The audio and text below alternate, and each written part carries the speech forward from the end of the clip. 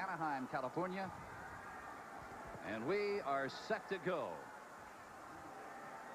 Colorado State has won the toss. They will receive. It is Tony Branch on the right and Tony Alford on the left. And for the Ducks of Oregon, here is Liam Hayes, the senior out of Tigard, Oregon, 5'9", 185 pounds. And one of the strong suits of the Ducks of Oregon throughout this 1990 season has been superb kick coverage. And we are underway in the 7th annual Freedom Bowl from Anaheim. That is Tony Alford at the 2.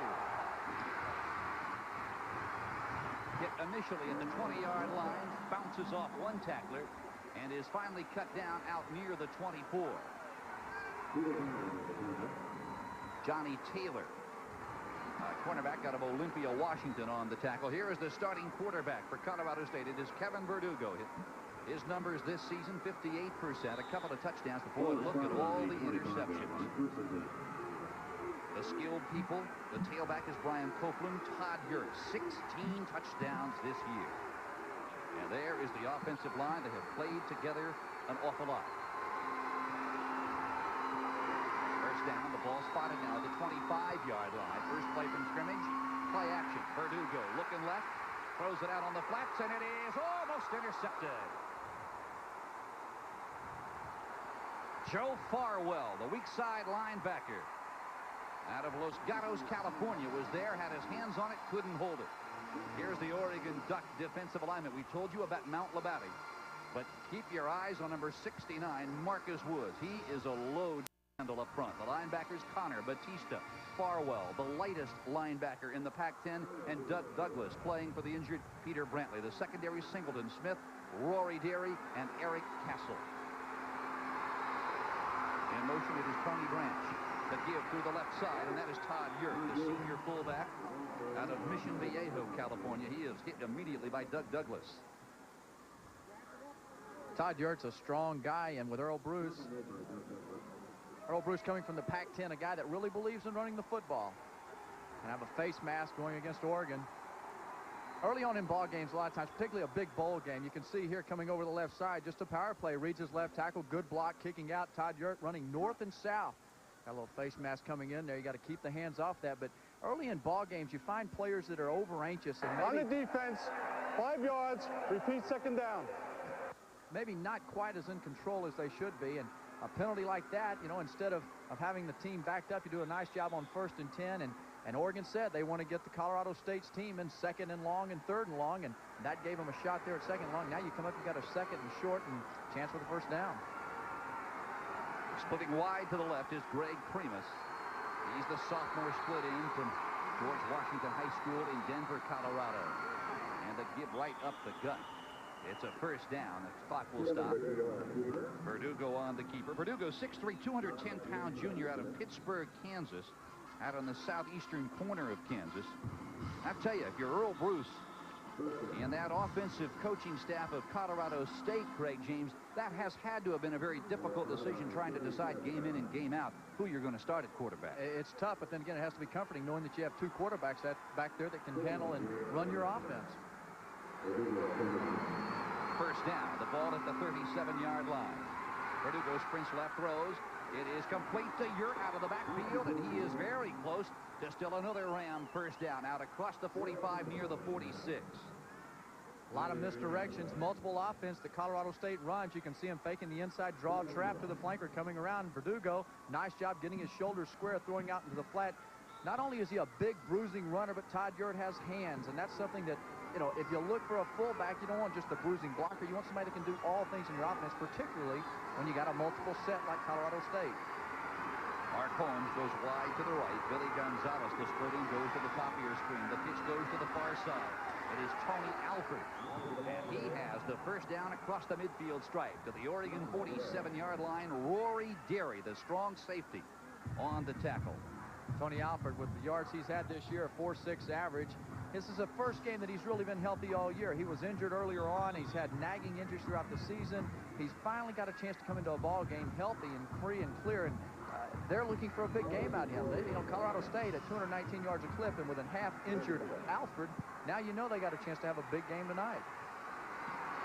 Mark Holmes only drawing single coverage now from Darryl Singleton on the near side. The give is right up the middle. It is Yurt. And he creases. The Duck 45 dives down near the 44. Doesn't look like he's doing a whole lot on that offensive line, but you come out with 3- and 4-yard clips, and that helps to continue to move your chains. Good vision by the fullbacks. You take what that defensive line gives you. You're so good at seeing things. If they're over pursuing, you wait and you take the cutback. A lot of times these backs get in the backfield and they try to force things. Colorado State's backs are good at taking what defenses give them.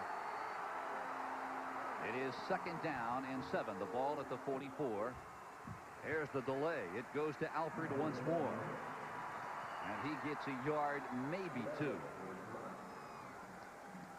Matt LeBounty, number 90, a lot of people say that he's not that big of a player, which he's not, but he's very smart. He knows formations. He knows what's coming at him. He sees the kick down the block there. He comes over and closes the gap. There really was a nice little crease there initially for Alford to run through, but LeBounty and the rest of that defense, Farwell, another one, a very smart player on that defense, they converged and stopped the run. You know, Oregon only allowed 106 yards rushing per game this year. They're very, very stiff against the run. They were 3rd in the Pac-10 conference behind Washington and Southern Cal. Verdugo looking left again. Throws under the coverage. It is caught at the 30-yard line. Gets away from one tackler. Down to the 30 he goes. Doug Lindner, the tight end. It is his 18th reception of the year. A gain of 12. It's another Colorado State first down. And he is hit by James Batista. Good job. They don't drop back in the pocket that often, but as Lindner comes over, good job of keeping his eyes on the ball, and he's a big guy. That's why you like to get it to the tight ends underneath in that controlled pass. Mark Smith, number 81, was open, wide open, running a little seam route right up the middle of the field, so there's a little guessing going on in Oregon's defense. Yurt through the left side. He takes it up behind Adam Whitmer and Scott Dorr. And again, a gain of 3, maybe 4. This is down in the part of the field, Craig, where Earl Bruce will pretty much abandon the passing game. Yeah, well, that's apparent when you look at Todd Yurt having 16 touchdowns on the ground. What a pretty impressive year he's had there. And this is, for Oregon on defense, this is the most balanced attack they've had to go against all year. Hey, Oregon can drop back in the pocket. They have Colorado State, they can throw the play-action pass. Very well-balanced team that makes it tough to defend. 2nd down and 5 from the 25. That is Branch in motion. The give goes to Alford. He is hit at the line of scrimmage. Dives ahead, gets maybe 1. Alford playing in his final game as a Colorado State Ram. Jeff Cummins, the defensive end on the right side, moves in to bring him down. You talked about that defensive line of Oregon, Craig. You look at LeBounty, Marcus Wood, 69, and Jeff Cummins, number 99. Throughout the entire season, only one of those 3 down linemen even missed a game. It was Jeff Cummins, and he only missed 1. That's a tough group. You know, and that's the kind of players Rich Brooks has on defense. They're overachievers that get after it. 3rd down. Let's call it 5. Gonzalez is in motion. Verdugo wants to put it up. It is cut. That is Primus. He is grabbed and spun out of bounds at the 10-yard line by Devon Hosey, and a flag is down. And I think they may get the Ducks with a face mask. 2 face mask penalties in one drive, not too good. 14-yard completion there. Primus coming across from the wide side, the right side of the field. Really a nice job of going upfield. You can watch him out here. He's a smart receiver. He comes off, reads the secondary coverage, comes across, crossing pattern in the middle of the field. Primus catches the ball and gets straight up and down the field. You've got to keep your hands off of that face mask. 2 of those Face penalties. mask on the defense. 5 yards headed to the end of the run. First down. We're going to see a lot of Greg Primus tonight. He had 165 yards receiving versus Hawaii in their final game of the year. That's the most by a Colorado State player since back in 1982. He'll see the ball a lot tonight. And Denny Schuler, the defensive coordinator for Oregon, he realizes he's a very legitimate player, and he's concerned about him knowing that he can go out there and make the big plays in the game. Now you've got Mike Jimenez at quarterback for the Rams. Jimenez rolling right. Wants to throw, lofts it to his tight end, and over the head of Doug Lindner. Very uncharacteristic of the Rams since Earl Bruce has come out of the Big Ten. And Lindner was open initially as Jimenez came around to the right side. First of all, let's back up and say he must have pulled a coin out of his pocket again on the sideline, flipped it up, and thought he had 2 heads on each side. Verdugo, how about this guy? Takes down. That's twice. Earlier in the season against Air Force, the same thing happened. Open the ball game up. They go down the field. He takes him out of the game. It's just, talking about keeping a defense guessing. There's that robust backfield for the Rams. The give goes to the left side. Paul Macronato. He is down near the goal line and cut down at the 1. Trying to hold on to the football. Rory Derry stuck his hands in there, the strong safety. I talked to Rory Derry 2 days ago at a big luncheon they had here for the Rotarians. I'll tell you, that guy plays with more emotion than any defensive back I've ever seen. He's jumping up in the air, waving his arms, takes his helmet off, throws it on the ground. They say he's got an out-of-control laugh. He's always cackling in the secondary. Jimenez brings him out on 3rd and goal from the 1. That is Jordan. He is bent back. He is stopped short as the Ducks rise to the occasion, and Rory Derry stuck him high. Let's watch the line play, see if we have very much penetration. You want to score with your man if you're an offensive lineman, push him into the end zone. Farwell and the rest of that bunch comes up and does a heck of a job of stuffing those offensive linemen. Joe Farwell at 210 pounds, number 51, a guy that just comes up, and that's why he plays like a 230-pounder. On 4th and goal, the Rams from an inch away are going to go. That's Jimenez. Touchdown, Colorado State.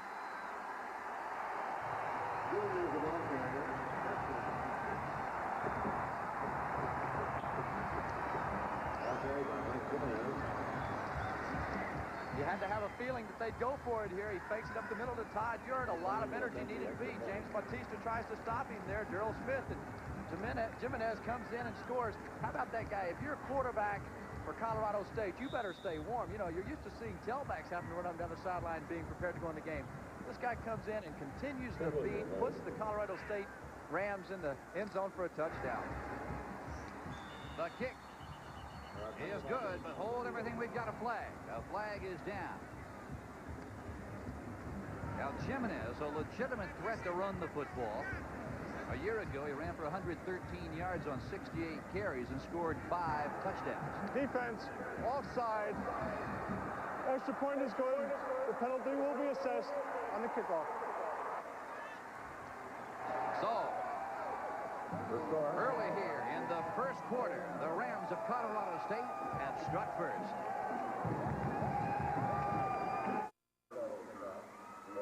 14 plays, they win 75 yards, and it took the Rams 6:24 to find pay dirt. Jimenez, the quarterback, on in relief of Verdugo, scores from a yard away. Pretty impressive. They convert 2 third downs, and then here on 4th down, put it in the end zone, and I think Earl Bruce set the tone right there. He said, fellas, Oregon, we're coming after you. We're not going for any ties around here or low-scoring games. We want to put points on the board, and we started it in the opening drive. Back deep for Oregon, it is Michael McClellan. We did not think we would see him returning kicks tonight because of a bad knee. Howard Blackwell is also back deep. And to kick it away, here is Liam Hayes.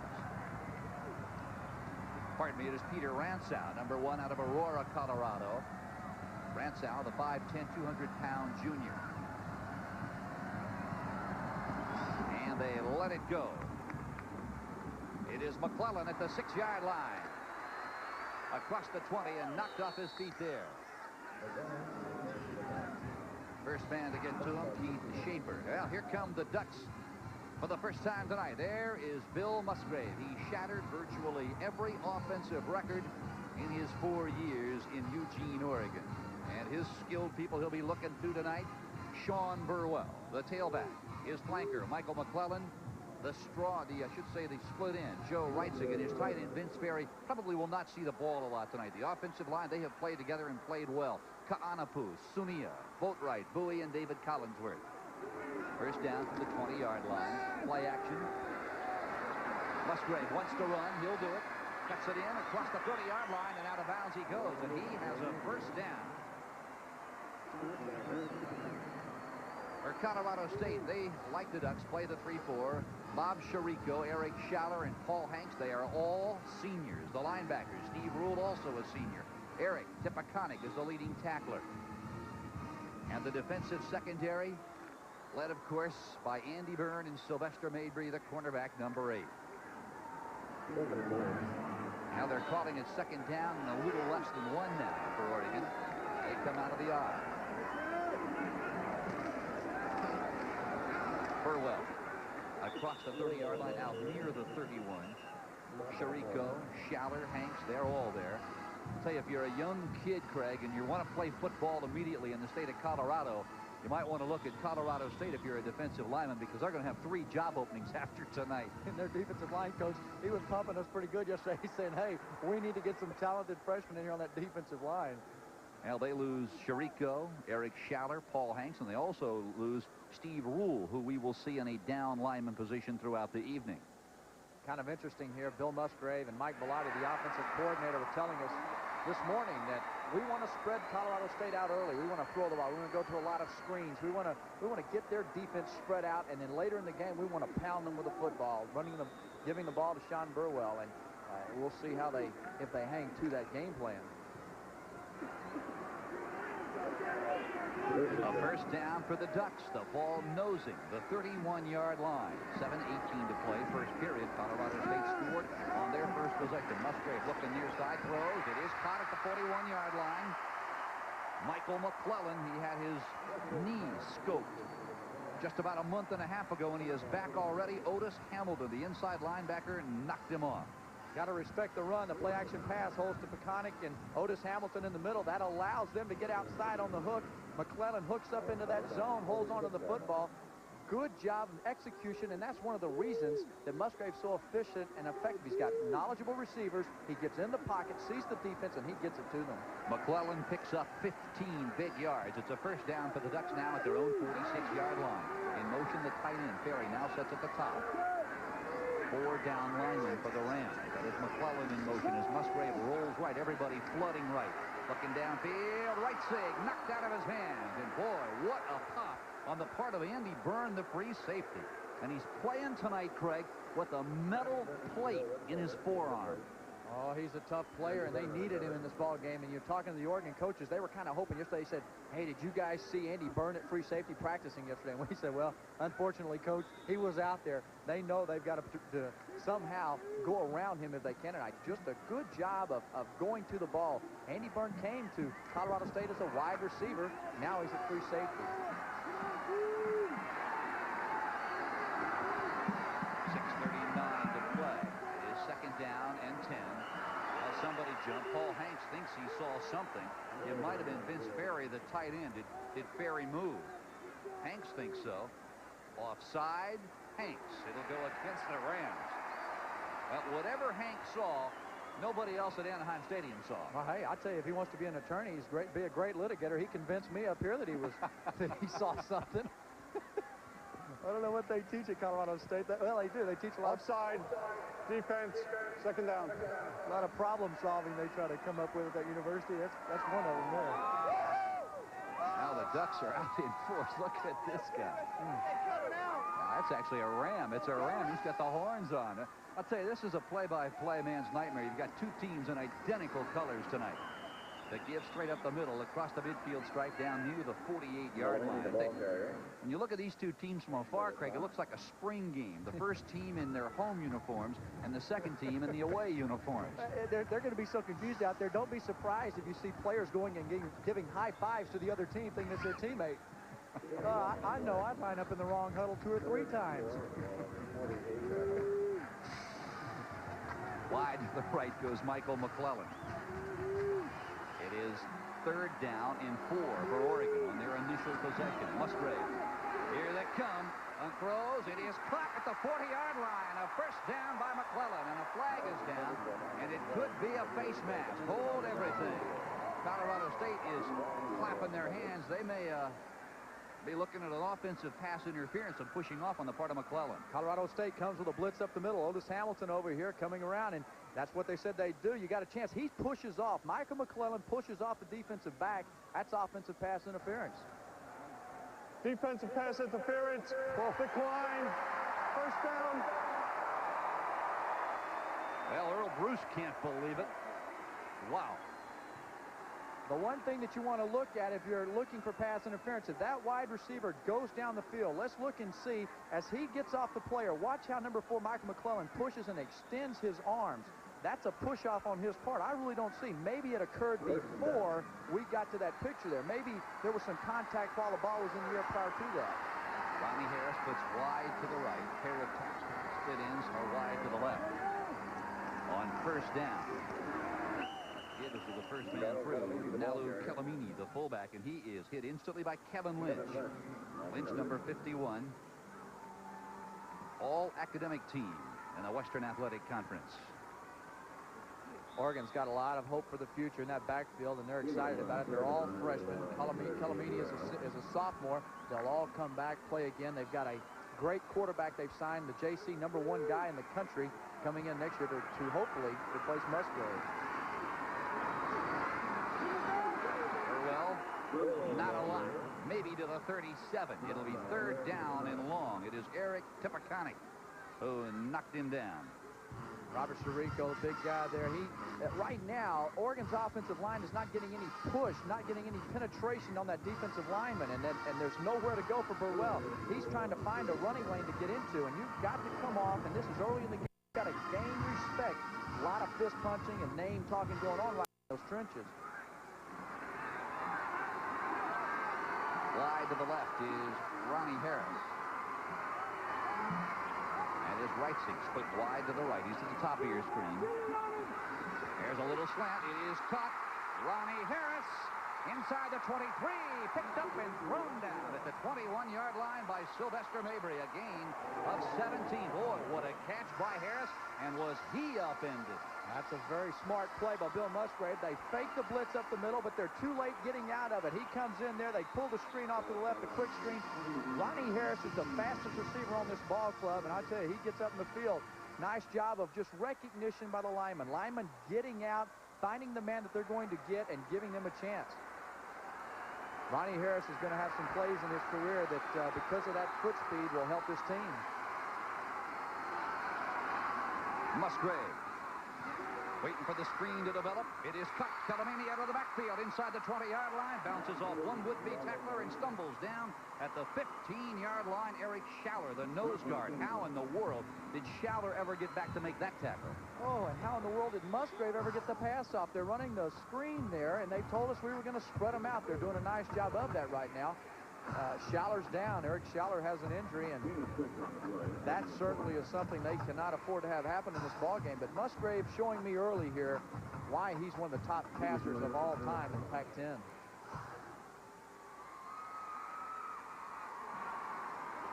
Big guy like that, the old saying, if you can walk, you can play. Looks like he's leaning with his shoulder a little bit there, a little pain, but he's got his wheels underneath him. He'll be back in the ball game. Great effort, great hustle.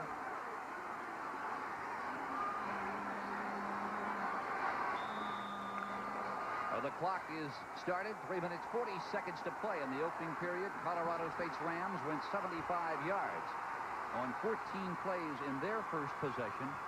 The Ducks trying to answer on their first time with the football. That is McClellan in motion. The give. It is Kelamini.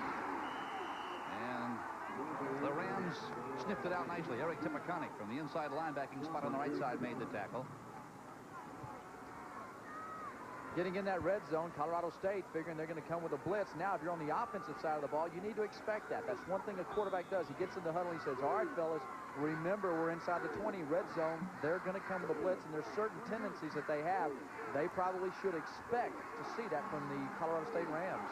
Here's Earl Bruce in his second season at Fort Collins. Boy, what a whale of a job he has done. Third down and 5. Musgrave looking deep. It is cut. The Ducks are on the scoreboard.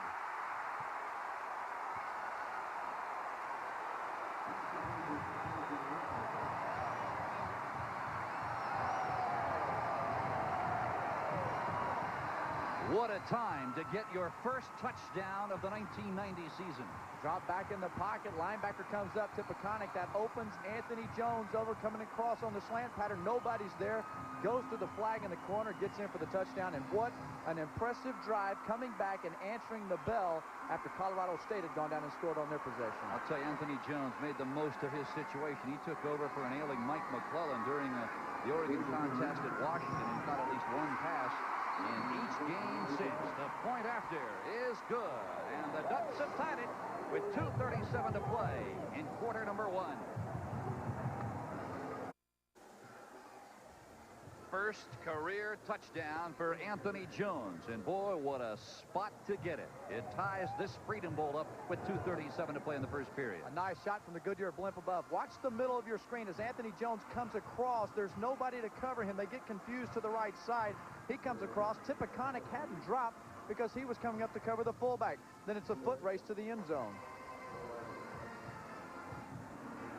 12 plays, 79 yards. It took the Ducks 5:59 to find pay dirt Musgrave to Anthony Jones from 16 yards away, and it ties the ball game at 7.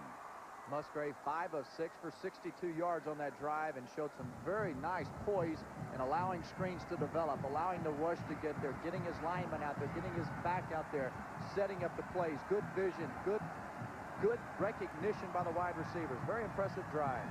Liam Hayes is set to kick it away. Back deep, Tony Alford and Tony Branch. Alford a couple of yards deep. Branch tells him to go down on a knee. So the Rams will begin from their own 20-yard line with 2:37 left in quarter number 1. We're tied at 7. 5, 6, 7, and come on, you can do it. 6, 7. Again, 6, 7, 8. After making it on Broadway, some of the finest entertainers around go off-Broadway.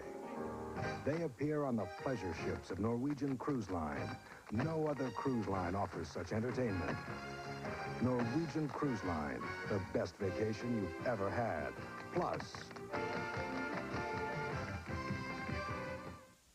our dentist gave us a reason to switch toothpaste.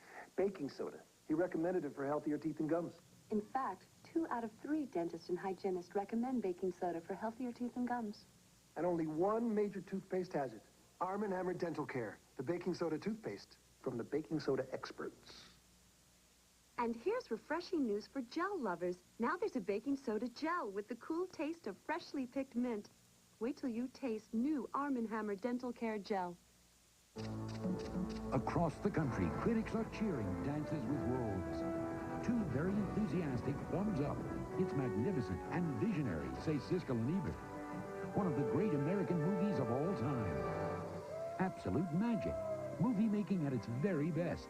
And Joel Siegel raves, one of the best films of the year. Don't miss it. Kevin Costner, Dances with Wolves. Rated PG-13. Now playing. There's the next nose tackle for the Rams. It's Cam the Ram. Believe it or not, I've seen some players that look like that. I won't mention any names. I don't want them coming for me. With or without their helmets. They didn't need a light helmet. Well, the Rams have the football. Cam will wait for his shot a little later.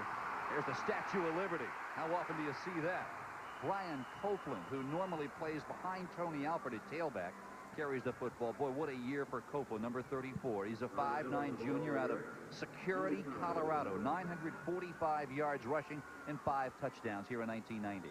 And when you talk about styles of running, he's a slashing runner, and somebody that Denny Schuler at Oregon really was concerned with. He says, hey, this guy here can get a little bit off balance, and then he takes off that foot, and he's gone as a slashing runner. To the top of your screen, it is Greg Primus on 2nd down and 6. That is Branch in motion. Jimenez throws. It is caught and then dropped. In and out of the arms of, I believe it was Mark Holmes. Boy, Joe Farwell was right behind him, but it's a ball that he should have caught. Oh, Farwell over here, he sees it, immediately looks to his left, knows that's his man that's going to be coming across, gets in Holmes' back pocket. He just couldn't catch the football. He's got to make that catch, and that gives him, you can see that obviously Kevin Verdugo, he's like, hey, I'm not sure I'm going to be in here for another 3 or 4 plays. Make sure you keep my drives going.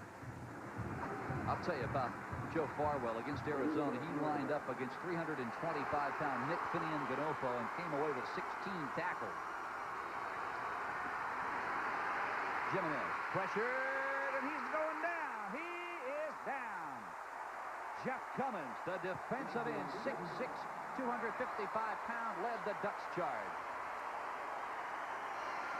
Kind of pressure that you're looking for there. Verdugo comes back and sets up in the pocket. Cummins, that's a poor job at trying to block him. He went through 2 people. Of course, he had backside pressure coming from the other guys. Farwell was coming in. A lot of folks putting the pressure on Verdugo and turning the first change of possession that we're going to have here in this ball game. Tim Lou will let it fly. It's good protection. It is caught by Brian Brown. He is grabbed immediately and taken down at the 43-yard line. A couple of flags are down. It is Rick Ward, a linebacker from Laverne, California, on the tackle. A 31-yard punt, only a 3-yard return.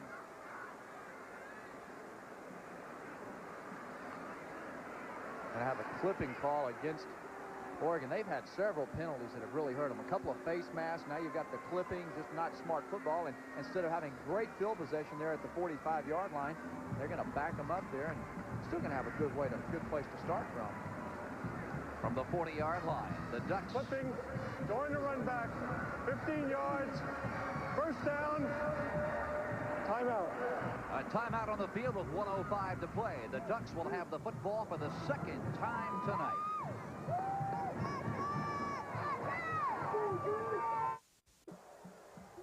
Now you see the score with 1:05 to play in the first period. The Rams scored first. Oregon came right back on their first possession and punched it in. And that is where we stand. The Ducks now with their second possession. It begins at their own 40-yard line. That is Michael McClellan in motion coming to the bottom. The pitch comes to the near side. Nalu Calamini. He gains about 5, maybe 6 before Otis Hamilton brings him down. Boy, Hamilton this year, number 2 in tackles for Colorado State, and he didn't even start until their third game of the year at Arizona State. Pretty impressive guys. Calamini, he's a guy that, for them, running the football, it gives them a chance to really take some pressure away from Sean Burwell, and that's something they need to have in this offense. Andy Sunio, their left guard, is being helped off the playing field, and that would be a huge loss because that is where Sean Burwell and Nalu Calamini like to run it up behind. Sonia is a senior guard on the left side out of Oxnard, California, 5'11", 284 pounds. Sonia over here getting outside. Watch him get hit from the side. That right knee, he already has a brace on it. Right knee buckles, locked underneath those players. That's something you hate to see. Ooh, anybody get done to. The Rams in their 4-2 alignment now, 4-down alignment as McClellan goes in motion. It is Calamini once more, and again he runs into Otis Hamilton, and the flag is down.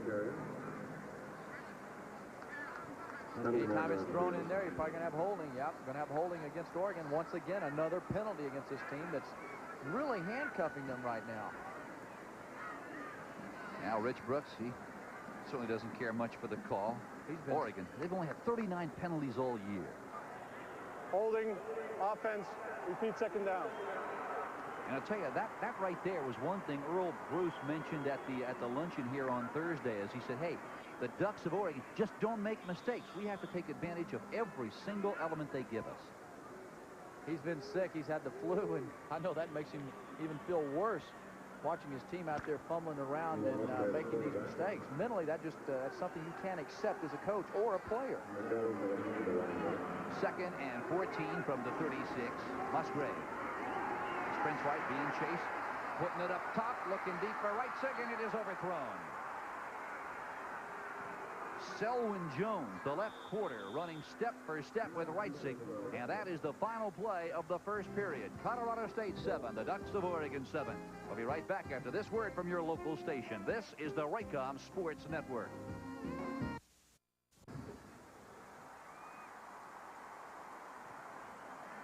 We are set for the second quarter. Along with Craig James, I'm Phil Stone. We are coming to you from Anaheim Stadium, and this is the 7th annual Freedom Bowl.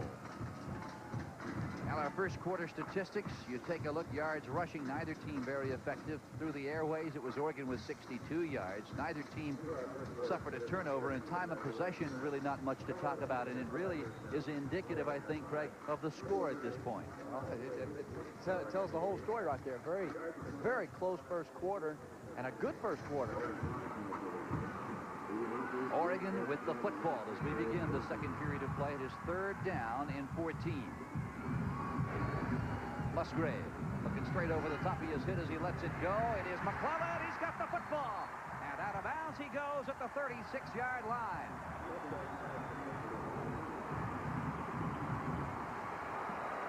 McClellan over to the left side. Musgrave comes back, looks to the right side, then he goes back to McClellan. There's just a simple little void there that he catches before that free safety comes over to hit him. Musgrave took a pretty good shot there, and he's a strong guy, but he's not that big a guy to take hits like that from Paul Hanks. I mean, Hanks drove him to the ground. Bill looks up and says, well, did I at least get rewarded with that completion? Musgrave now over 8,000 yards in his career at Oregon. First down, Ducks from the 36-yard line. There's the little screen out to... It is Juan Shedrick, a freshman fullback from San Rafael, California. Guys painted up here tonight. They're ready to go.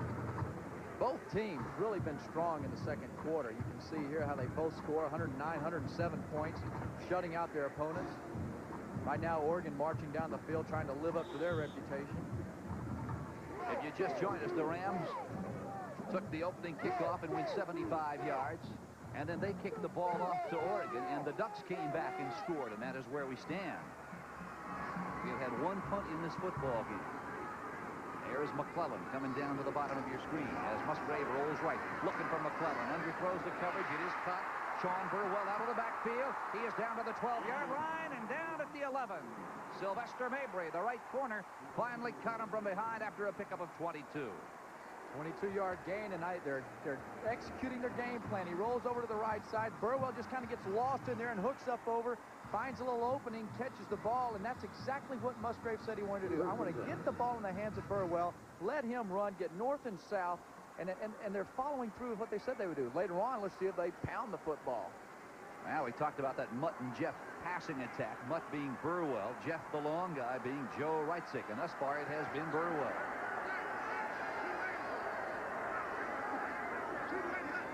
Down at the 11. Play action. Musgrave coming to the right side. McClellan. Oh, he held on. And oh, was he smacked by Robert Stratman. We've seen Bill Musgrave being very good on the long ball, as obvious as the 28-yard gain earlier to McClellan. This time he comes back and has to throw the ball really strong. Gets out of the pocket, comes over there. Nice job of McClellan seeing the ball, holding on to it. Hit just as he catches the football. McClellan now 4 catches for 61 yards and obviously recovered from his knee surgery that he had after the season. Well, he came into the ball game with 27 catches on the year, and he'll go to the top of your screen. McClellan now in motion, reverses himself. It is second down. The pitch come up. Burwell loses the football, recovers it, and is dropped at the 8-yard line. Well, Burwell doing a nice job. He lost the handle, found it again before Otis Hamilton popped him. Andy Byrne will come from center field in the bottom of your screen here over to the left side. A little bit of a bobble there with the ball. There comes Otis Hamilton from the inside to force the issue. Good job, Andy Byrne, of keeping the play, forcing it back inside, not allowing himself to be hooked, and giving Burwell the outside to get around the corner. Look at those numbers for Byrne this year. 74 tackles on the season, second only to Eric Tipaconic, the inside linebacker on the right side. Now it is third down and about 6. Musgrave looking into the end zone. Throws. It is incomplete.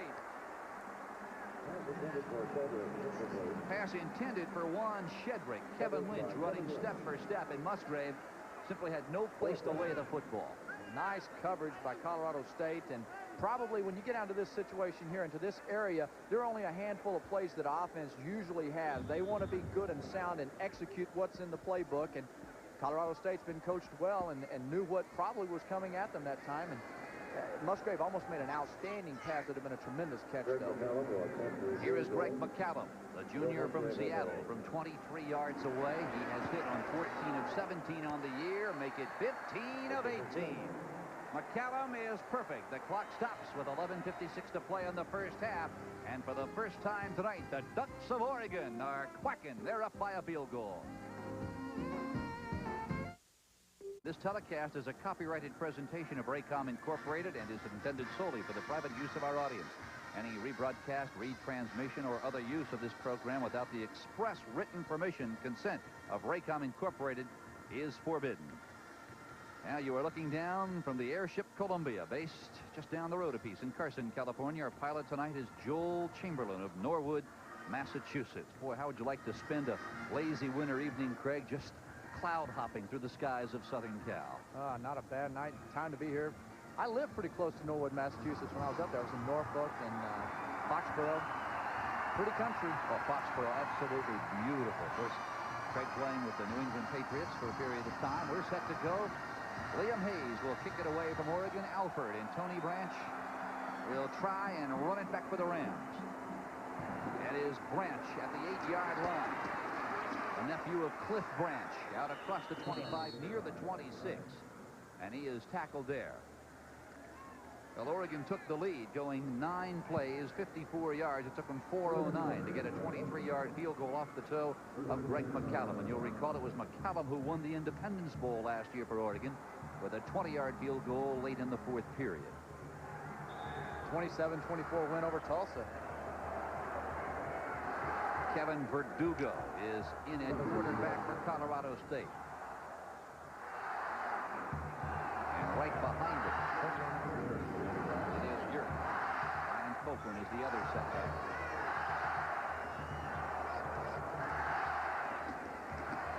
Todd Yurt right up the gut across the 26 near the 27. Jeff Cummins, the defensive end from Torrance, California, on the tackle. Talking about California, both of these schools have a strong base here, alumni base. There were 18,000 fans from Oregon came down. Steve Zabel, defensive coordinator there, probably trying to tell them what's going on, make some adjustments.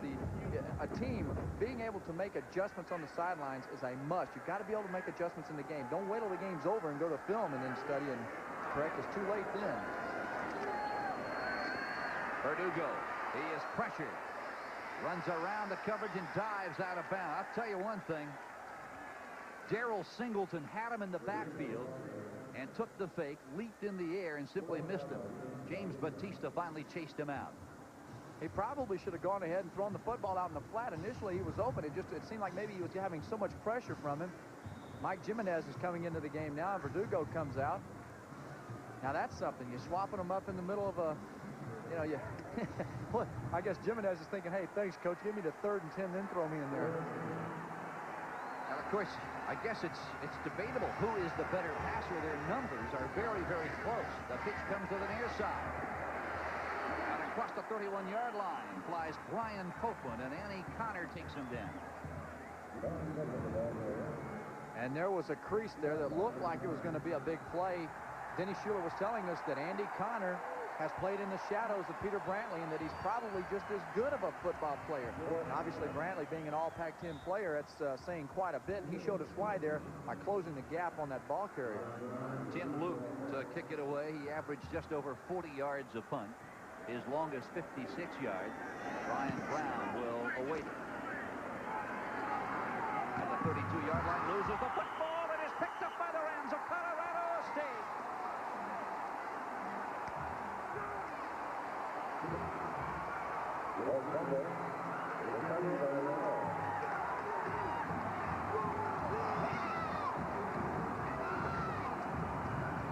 Brian Brown tries to catch the ball right here. Now, there's the critical part of this right here is that Colorado State, by having plus 14 in turnovers, watch how quickly he comes down and gets the ball. He was ready for it.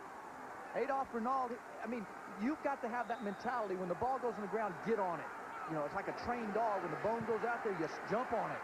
You know, don't let it roll around. He didn't have any time to think about it. A great play and the first turnover of the ball game. Ryan Brown, traditionally a very sure-handed punt returner. That is Tony Alford down near the 32-yard line. Well, what that amounted to, Craig, was about a 36-yard pass reception. And it woke up the Colorado State bench. And they're saying, that, fellas, that's why we are in this Freedom Bowl, because we've made turnovers all year.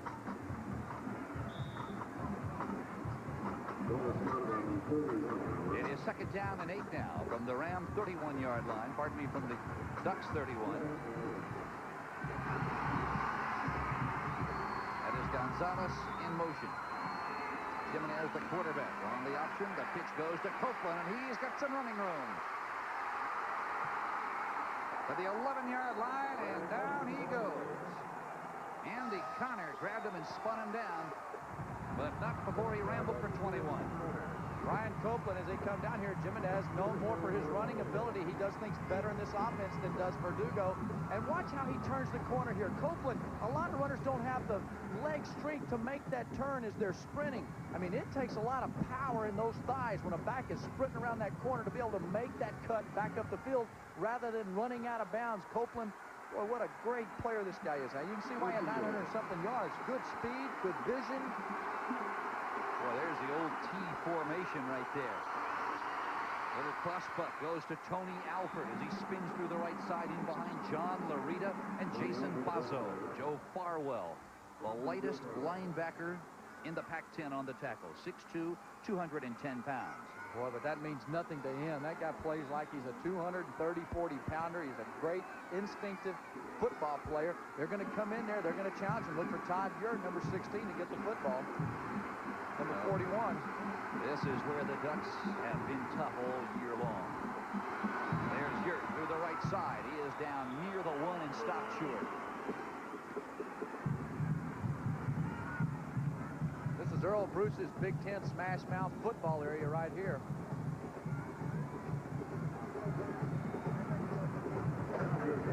Boy, you look at Todd Yurt. He has 16 touchdowns this year. In his career, he's a senior. Look at that, 38. Lawrence McCutcheon, as we all know, we don't know how to have a great career with the Rams. Now, keep your eyes on the guy in the middle of that running back formation. Well, this time it's going to Alford, and he is in. Colorado State has scored.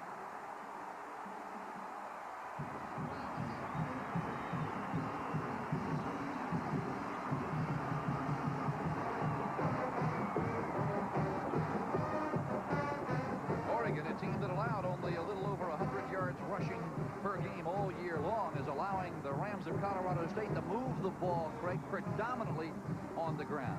Another important factor, you saw that there was no Oregon players, nobody on the defensive line penetrated into the backfield.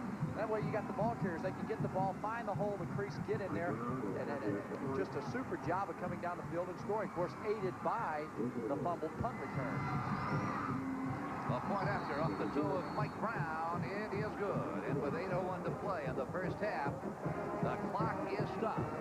The Rams of Colorado State have taken a 14-10 lead. There's the score with 8:01 to play in the first half. The Rams out in front of the Ducks of Oregon, 14-10. An idea of what a ball carrier is looking for. Look at Tony Alford come around from the right side. He's coming in there. He sees the over pursuit, gets back inside, lowers, runs behind his shoulders. Darrell Smith cannot make the stop. He gets in the end zone. And backs, when they get near that, they smell that prey dirt. They better get in the end zone. During tonight's halftime show, Craig and I will be announcing the Norwegian Cruise Line Trivia Contest, a chance to test your sports trivia skills and an opportunity to win an exciting cruise for two on Norwegian Cruise Line, the athlete's fleet.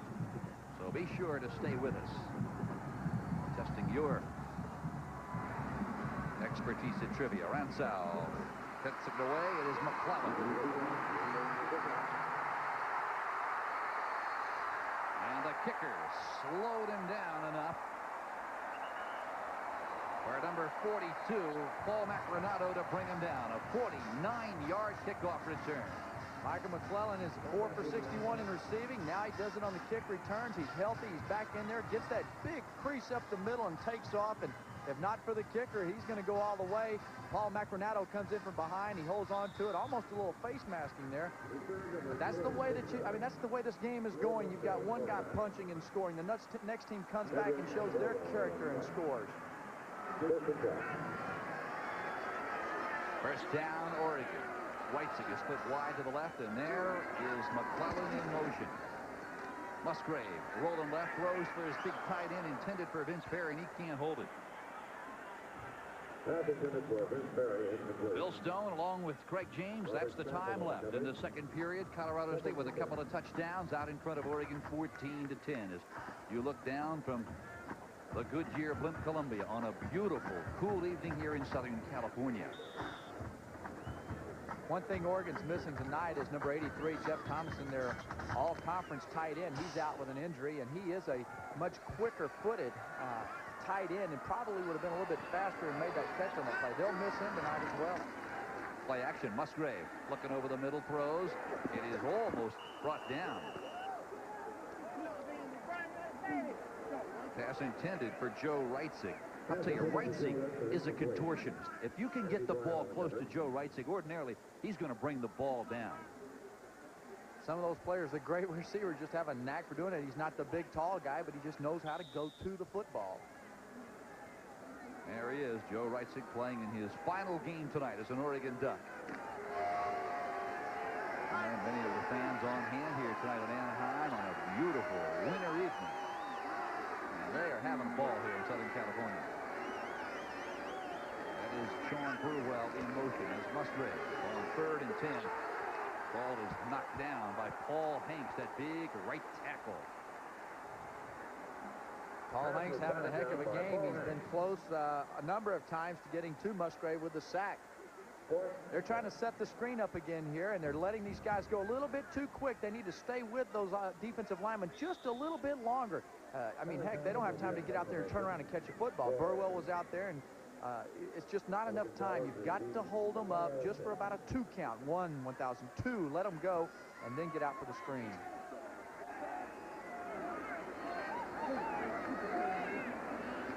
Fourth down and 10. Tommy Thompson lets it go. This one will go over the head of the return man into the end zone. It goes. Billy Gonzalez put his hand in the air and deked everybody from Oregon. So the Rams will have the football at their own 20-yard line when we come back. Tell you, when you come to Southern California, I guess you're just supposed to act that way. Is that right? Did you act that way? I think they're full, though. They were expecting about 65 or 70, and it's probably, 50. Well, Colorado State out in front 14-10 with 7:32 left here in the first half. The Rams have the football. As Mike Jimenez back in at quarterback. Tony Alford loses the handle a couple of times, recovers the ball in midair, runs for about 8-yard lines, and is finally stopped by Darrell Smith and Eric Castle. You wonder what he would have done had he not bobbled the ball. Guard pulls around. John Larita does it. Alford he cannot hold on to the football, gets control of it, and then upfield and makes a nice 8-yard gain. If he'd have had control from the very beginning of that play, he'd have seen the hole and been up in the secondary a little bit quicker.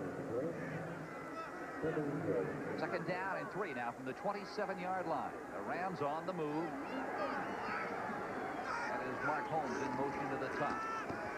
The give is to Todd Gurton. He is out across the 32-yard line. A first down for Colorado State.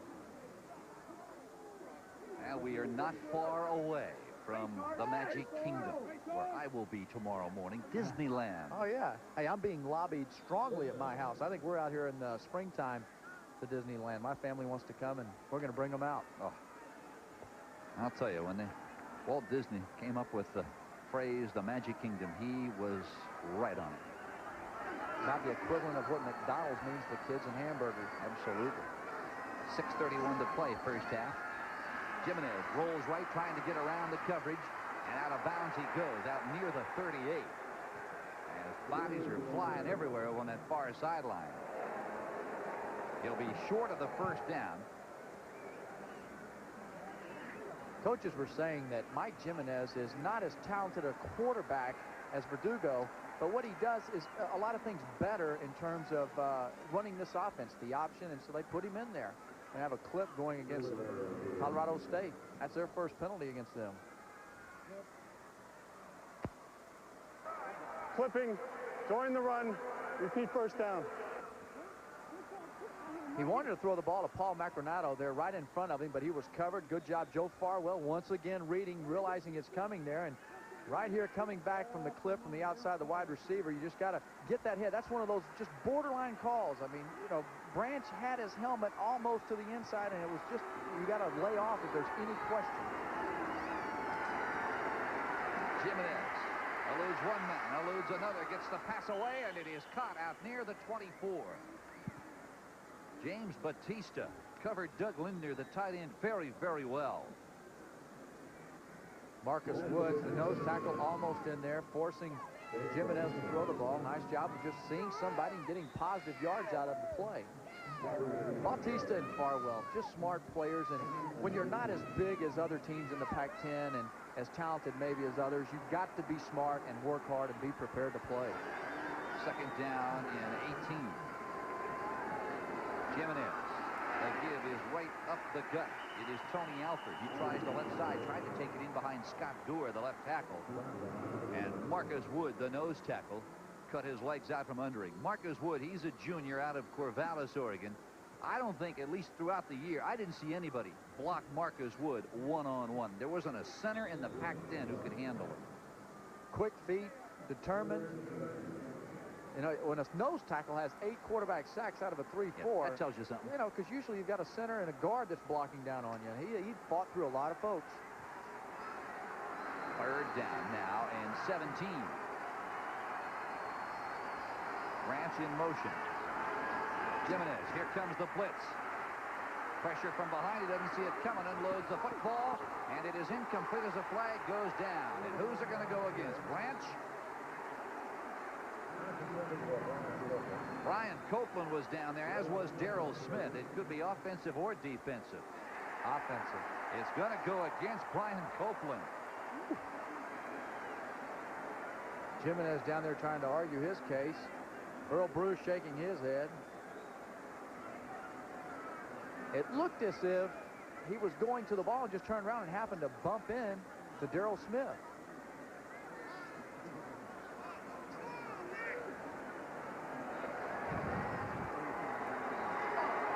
Offensive pass interference. Loss of down. 4th down.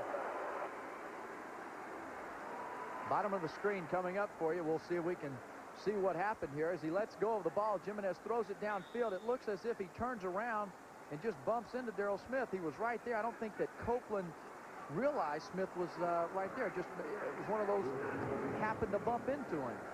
Tim Luke sets a punted away. His 3rd of the evening. It's a good one. It backs Brian Brown up. He fumbled his last time. He's got this one. Tries to get to the outside. Gets around a couple of guys and is into Rams territory, and down goes the down marker on the far side. Well, the Ducks will have great field position, a 43-yard punt. We'll be right back after these messages from your local station. This is the Raycom Sports Network. Next day or free. With 4:38 to play in the first half, let's take a look at our storyline. Brought to you by Mylanta. For Colorado State, 75 yards for a touchdown on their first drive. They've alternated their quarterbacks, Craig, and their tailbacks, and look what they're allowing for play to the Oregon Ducks. A couple of big passes that they've hit to Michael McClellan, and that's made the difference. You look on Oregon's side, 79 yards on their first drive for a touchdown, but the difference in the ball game, the fumbled punt that led to a Colorado State touchdown, and therefore the lead in the ball game, 14-10. 4:38 to play. The Ducks have the ball, and the way this game has gone, it has been a game of very, very long possessions. I get the feeling that Oregon might control it all the way to intermission. There's the one running back set for the Oregon Ducks in motion. It is Sean Burwell.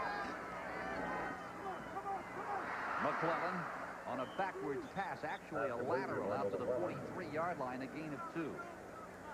That's the pass, Craig, that if it's dropped, that is a live football.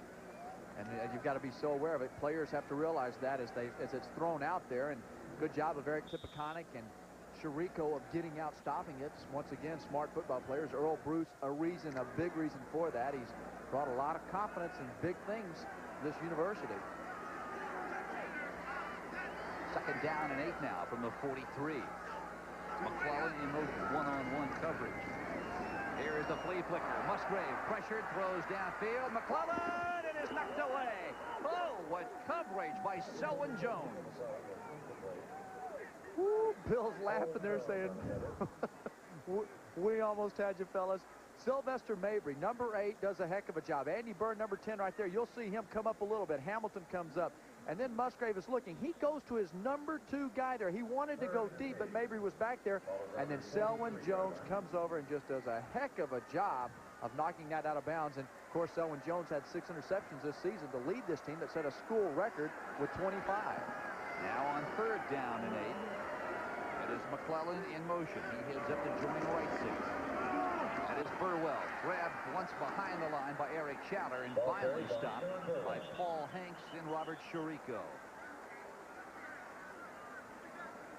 He gets just about back to the line of scrimmage, Craig, and now with 3:48 to play in the first half. Now we've got an offside call against Colorado State, so it'll still be shy of a first down. Eric Schaller coming back. We saw him injured earlier on, probably was a shoulder. Showed me there he's a good player. I mean, he's an all-conference guy. Offside, defense, repeat third down. But what he did there was he got up the field and then got horizontally. I mean, it's one thing to get vertical penetration, but to be a good defensive lineman, once you get in the backfield, you've got to be able to break down and get sideways, because that's the way this game is played. That's where runners are going. Oregon has not been a tight end-oriented offense all year. This would be a great spot to find Vince Ferry on third down and 3. Musgrave looking for Ferry. He's got it. A first down at the 31-yard line.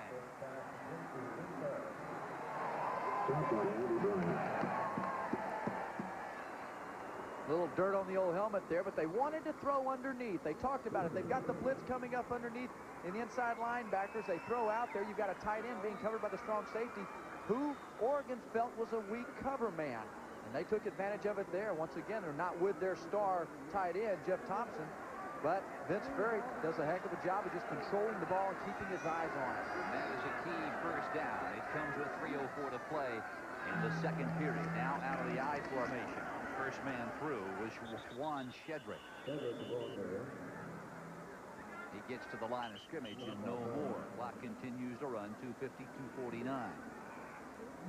That's almost one of those plays that you're just trying to keep the defense honest. You open up, and if it gets you 3 yards, you're happy and pleased with it out of the I formation, but you just want to keep people from, and particularly those linebackers from keying on the outside for your tailbacks.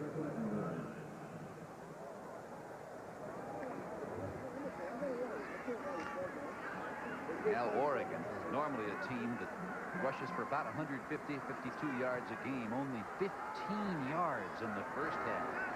That is unbelievable. There's the short drop. It is caught. Reitzig has got it. He spins and is finally down at the 8-yard line.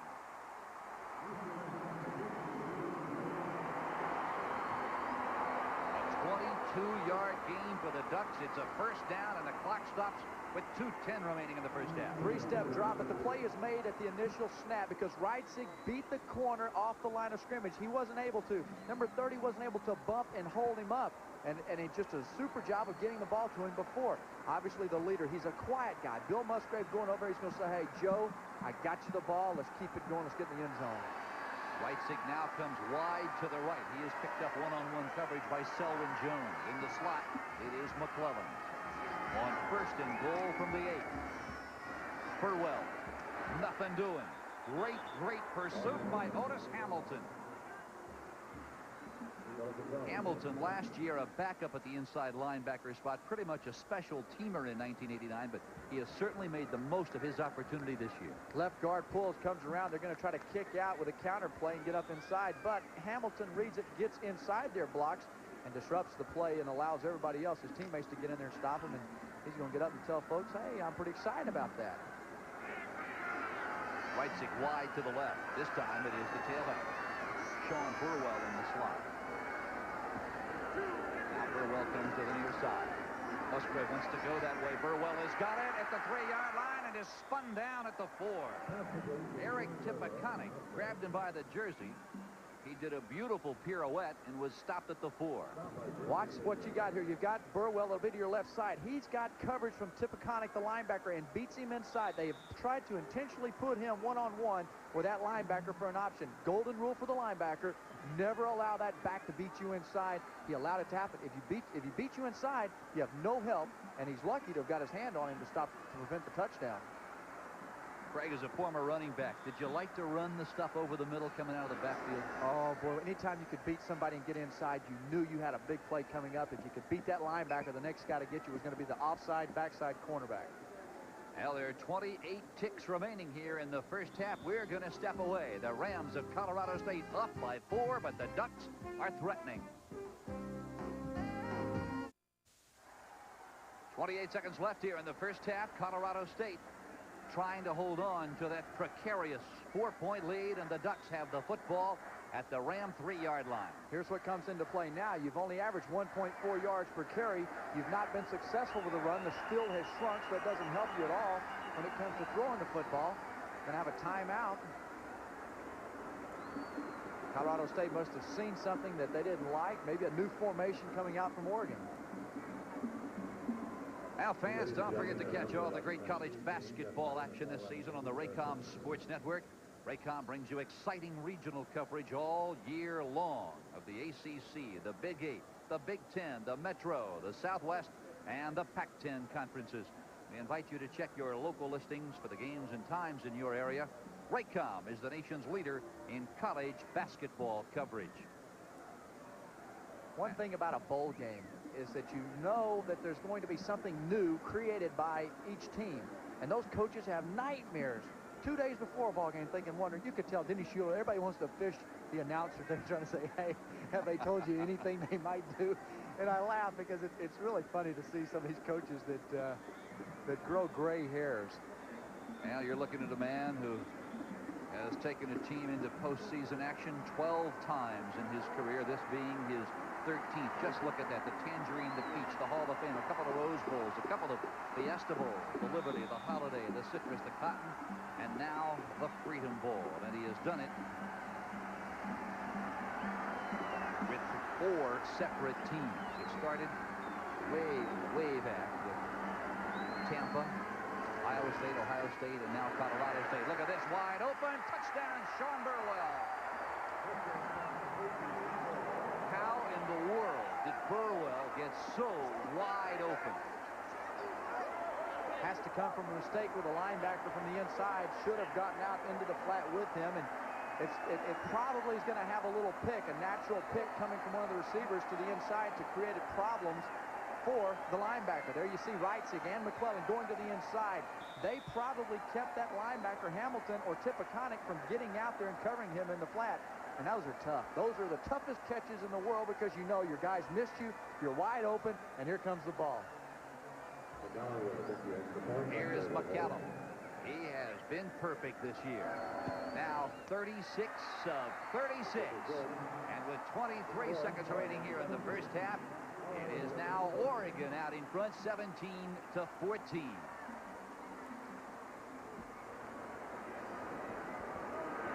See if we can see the right side. If we'll find now how those linebackers are picked off. Tippeconic at the bottom left of your screen should have been out there. He wasn't, though, and Burwell is free and clear.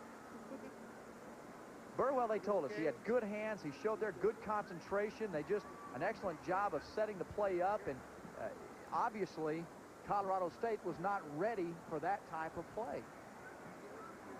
Oregon on the scoreboard. And they take a lead. It took them 4 minutes and 15 seconds to go 45 yards. Musgrave to Burwell, a 3-yard touchdown pass. I don't think it's any surprise that we're seeing the Ducks try and get their tailback outside. They want to get him to the perimeter because they know when you look at Colorado State's defense, Greg, their leading tacklers are the inside linebackers, Eric Tippeconic and Otis Hamilton. I mean, anybody who follows football at all will tell you when you've got your 2 inside guys leading the team in tackles, you got to get away from them. Out of a 3-4 defense, too. I mean, usually you might see a middle linebacker and a 4-3 that gets pretty physical and aggressive, but those 3-4 linebackers, they're smart, though. They are smart, and they read well and play hard. Liam Hayes, he puts his foot in it. It's a good one. Tony Branch at the 5. Oh, is he smacked at the 22-yard line. He goes down in a hurry. Eric Dozier out of Carson, California, Banning High School. That's one of those guys they always tell you to empty your bucket. At least some of my coaches used to. He comes down. He can't wait to get on the kickoff, and he comes in, sees the guy. Branch doesn't realize he's coming from there. He thinks he's fixing to find some open green pasture, and he had a few sugar cubes fed to him right there. Oh, the Rams, with 19 seconds to go, Mike Jimenez is at quarterback. Up the middle it goes. That is Todd Yurt. Spins and is down out near the 40. Boy, Yurt, 6'1", 223 pounds. Jimenez runs in, calls timeout. Todd Yurt, just an outstanding player, not only when he gets inside the 10-yard line to score touchdowns, but look at the blocking. Look at that trap blocking. Gets up in there. Larita and them stay on their blocks. He gets up. Free safety Castle has to make the stop. And we talked about no big plays. That's a 17-yarder right there. That's a pretty good-sized play. And you know that Oregon was expecting the run because Colorado State, they'll run the football whether they're ahead by 30 or down by 30. Now there is Earle Bruce. Only 3 active coaches, as I mentioned a moment ago, have guided 4 different teams into postseason play. The other 2, Lou Holtz of Notre Dame and Bill Mallory of Indiana. Tampa, Iowa State, Ohio State, and now here at Colorado State. Now there it is right there. And all 3 of those guys right there were assistants at Ohio State under the legend, Woody Hayes. Now you sit back and you wonder, how in the world can the Buckeyes fire Earle Bruce when he had won over 75% of his games? So I still don't understand that. It's amazing. Some coaches, I look at Fred Akers from Texas when they fired him. He'd won 70-something% of his games there with the Longhorns. I remember how they gave a hard time to the guy at Hatfield at Arkansas. You know, he was a boring offense. You know, well, heck, I'd love to have a 10-1 boring offensive team. Rams first down. Jimenez trying to get out of pressure. 6 seconds, 5 seconds. He's got to get out of bounds, and he does so at the 41-yard line. And with 3 seconds remaining, the Rams will certainly get a Hail Mary off. A run of 19 yards for Jimenez. It'd be a 58, 59-yard field goal attempt, and I just didn't say they weren't hitting those kind of kicks yesterday in practice. So you line them up wide and you go deep.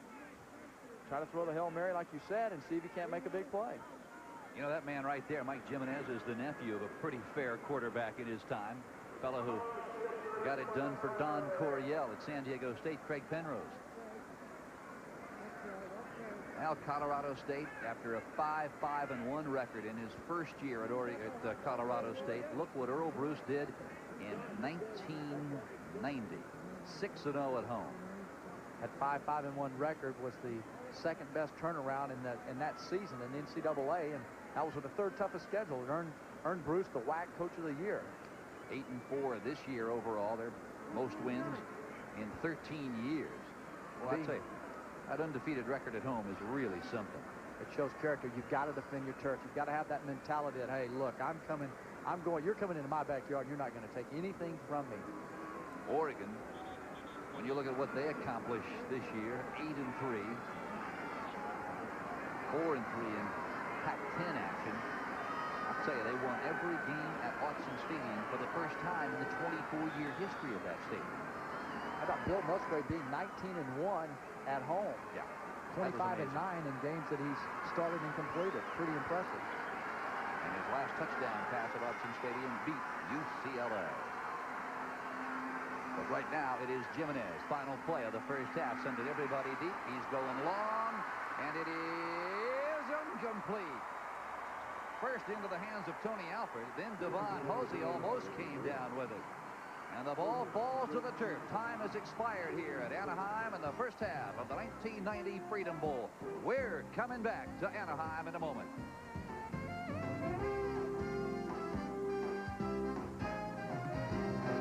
The 1990 Freedom Bowl is being brought to you by Ford and by Mylanta.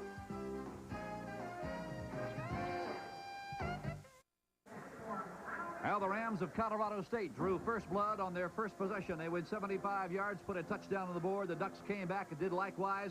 And at halftime, it's Oregon out in front of Earle Bruce's Rams of Colorado State by a score of 17-14. And I think the thing that I am most amazed is that the Ducks of Oregon are simply unable to run the football. And they've been such a good, effective, balanced team throughout the year. Sean Burwell has done a great job in receiving the ball, but in terms of running the football, he's been shut down and nowhere to go. And good job by Colorado State's defensive line. Those front 3 and the 2 linebackers, good job recognizing, seeing things, getting vertical, getting horizontal, doing a nice job of going to the football. And the one thing that you have to say certainly about Colorado State is they have not panicked. They have not been to a bowl since 1948. They are taking this game in stride, just as if it is any other game on their schedule. Perhaps, I think, a tribute to that head coach, Earl Bruce. Earl Bruce has been there 11 times. You knew that he'd have something ready for them. He's met Rich Brooks, the Oregon coach, twice. He's beat him both times while he was at Ohio State, so you know that he's instilled confidence. He's told them what to expect. There's going to be the media. You're going to have to answer questions. You're going to have all the hoopla, the fans at the hotel, and I think that has really helped the Colorado State Ball Club. Of course, when you look at Colorado State, they began the game with Kevin Verdugo at quarterback, and as they got down into the red zone, or that area where you start to put the ball into the end zone, they made a surprise change, and in came Mike Jimenez. Throughout the first 30 minutes of play, it was kind of back and forth. Jimenez, then Verdugo. As a former running back, what does that do to your offensive backfield? Well, I think the mindset of a ball player on this team has to be, hey, I don't care who's at quarterback. They're going to call a play. I've got to execute it. I know it's going on 1 or 2, the snap count, get off the ball and go do it. They're going to hand it to me or throw it to me. And, you know, you think back to that opening series, they had to convert 2 third-down plays and then a 4th down when Jimenez gets it in the end zone with a quarterback sneak. And so there was a lot of good things Verdugo did on that first series, as well as Jimenez. I don't think there's any question Colorado State is in this ball game at halftime, due in part at least to the fact that Brian Brown fumbled a punt return. That's something I haven't seen Brian Brown do all year long. Well, and we talked about the Colorado State turning the football over and creating turnovers. They were plus 14 in takeaways throughout the year. One of the best in the country, the best in the WAC, and they did that again. It gave them the touchdown. It's kept them in the ball game. I look for another turnover or 2 from Colorado State before this game's over. How good are you at sports trivia, Greg? Well, if there's a Norwegian cruise on the line, I'm good at it. Well, we're going to test your knowledge right now. As we told you in the first half, we are going to test your sports trivia knowledge.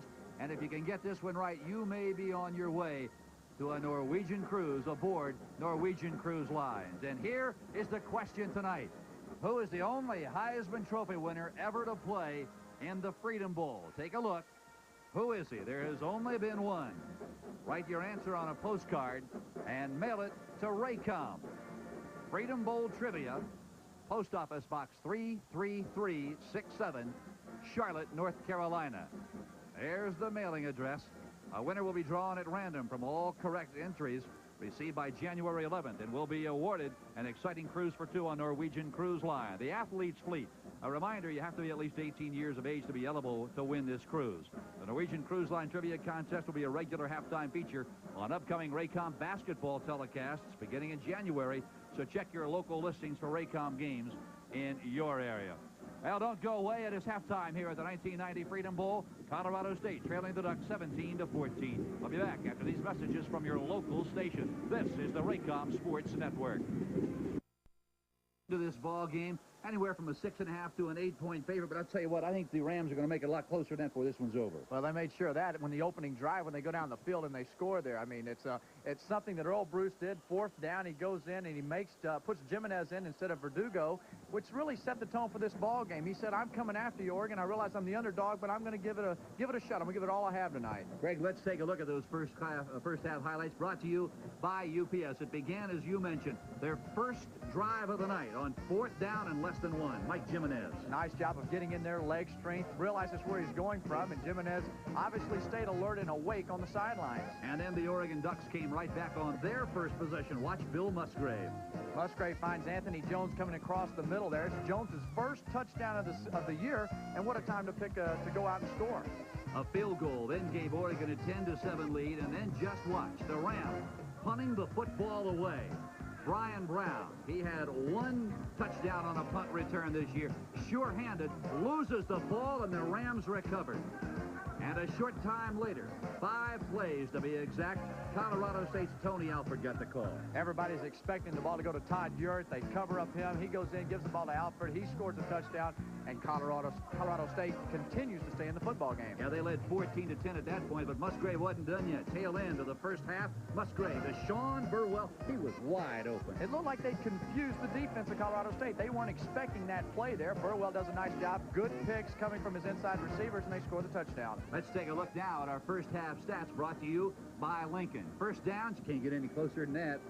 And then you look at the rushing yards. Colorado State continuing to go towards their average, 219 a game. Oregon, nothing there. And then on the passing, Musgrave with 163. The time of possession, the turnover, the one turnover by Oregon really is the reason they're not further ahead in this game. I'll tell you what, those statistics certainly indicative of the three-point game that we have. Of course, in the second half, Colorado State has got to find the way to stop Bill Musgrave. He's tearing him up through the air. Not much pressure on the quarterback. That's that was right. one of their musts. They needed to get in there and put pressure on him. He's set back in the pocket. He's done a nice job of spreading that defense out. That's what he said he wanted to do. I want to go out, spread the defense, get the ball in the hands of Sean Burwell. He's done that. Michael McClellan's done an outstanding job coming back. 4 catches, 61 yards. Those are things that that Oregon needed to do, and they've done it. They said if they spread the defense out that they'd come back and pound the football, run it a lot. Now we'll see if they'll do that. Look for Colorado State's linebacker corps to be a whole lot more active in the final 30 minutes of play. Right now, let's go down on the field. A very special halftime presentation featuring over 1,000 musicians and dancers from all over the country. This portion of our halftime festivities is being jointly produced by National Events and Encore International. Let's watch.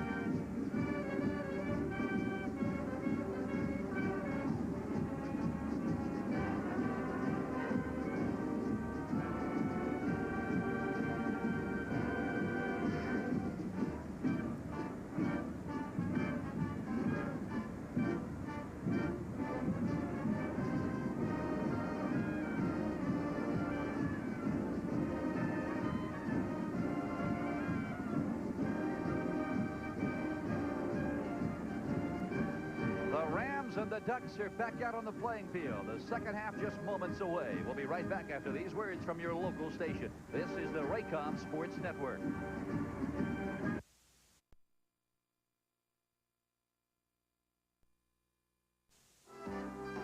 Tonight's Freedom Bowl is being brought to you by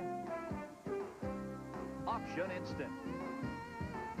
By UPS, now offering 10:30 a.m. guaranteed overnight air delivery. And by Lincoln Mercury.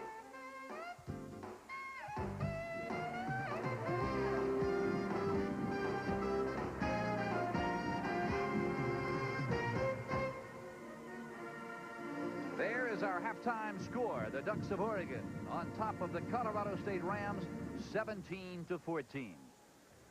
Well, as we chronicled at the top of our telecast, we told you what we thought Colorado State and Tonight's Freedom Bowl is being brought to you by Option Instant. By UPS, now offering 10:30 a.m. guaranteed overnight air delivery. And by Lincoln Mercury.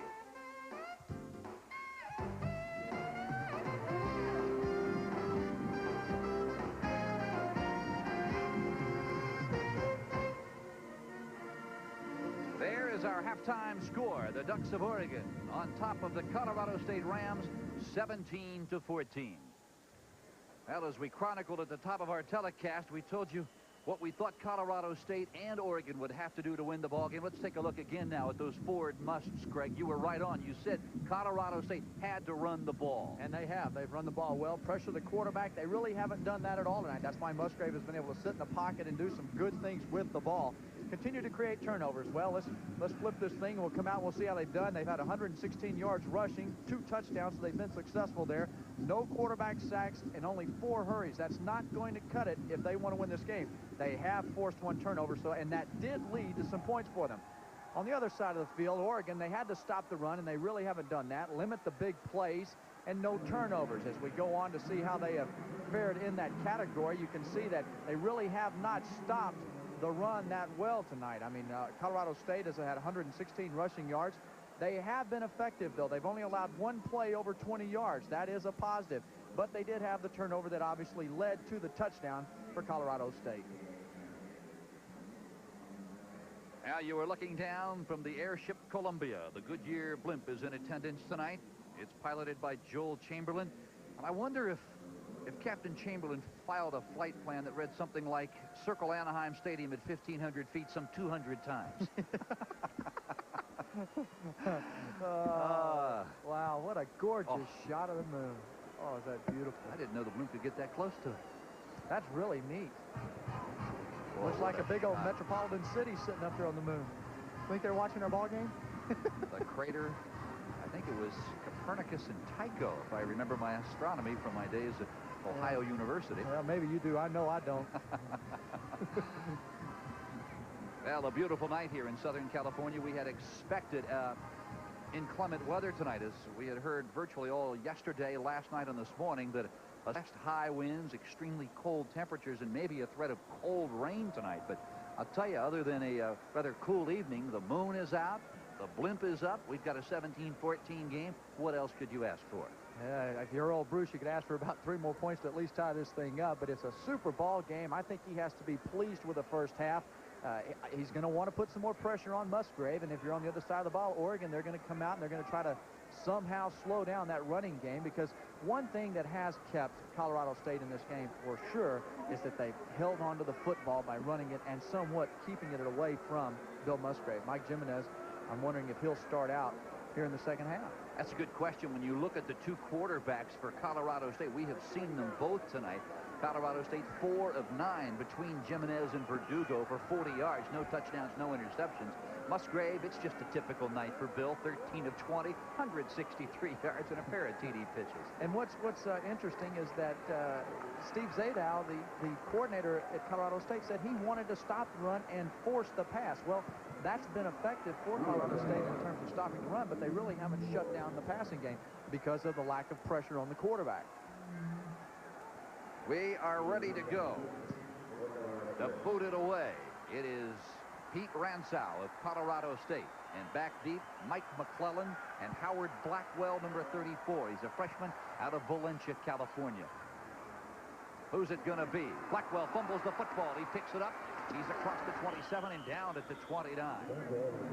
Ryan Brown fumbles a punt return in the second period, and now Blackwell muffs a kickoff here to open the second half. But this time the Ducks hold on. Adolph run out on the tackle, and Oregon will have the ball at their own 29-yard line to begin the second half of play. Going into this game, it was really interesting listening to the coaches. Colorado State was worried about the intelligence level. The Rhodes Scholar Musgrave was worried about the smart, disguising defense. The little cat and mouse game that's been going on all night. 4 down lineman for Colorado State to start the second half. The pitch comes to the near side. Burwell cuts it back in and doesn't get much. Colorado State apparently saw something, shifted properly to the boundary or the weak side of the field, and sniffed it out nicely. Not only did they sniff it out and spread the defense out and force the cutback by Burwell, but the backside support continued down the line of scrimmage and was able to make the play. That's it's a team effort. 11 guys working together. That's why they're in a bowl game. A gain of 2. 2nd down and 8. Now the ball at their own 32-yard line. McClellan splits wide to the right.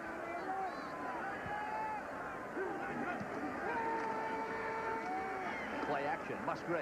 It is caught by McClellan. He's got a 1st down at the 43-yard line, and Eric Tipaconic knocked him down. Boy, Tipaconic, what a talent. There goes Musgrave once again working on those inside linebackers like he said he wanted to do, getting a mismatch there. Tipaconic trying to cover McClellan. It's not going to happen. Started the season off with pretty impressive 19 tackles in the opener against Air Force, but that's against the run. I mean, you know, when you're going against a team like Musgrave and McClellan, you better be able to move somewhat vertically, sideways, stay with those little fleet-footed backs and receivers. 1st down, Oregon now at their own 43.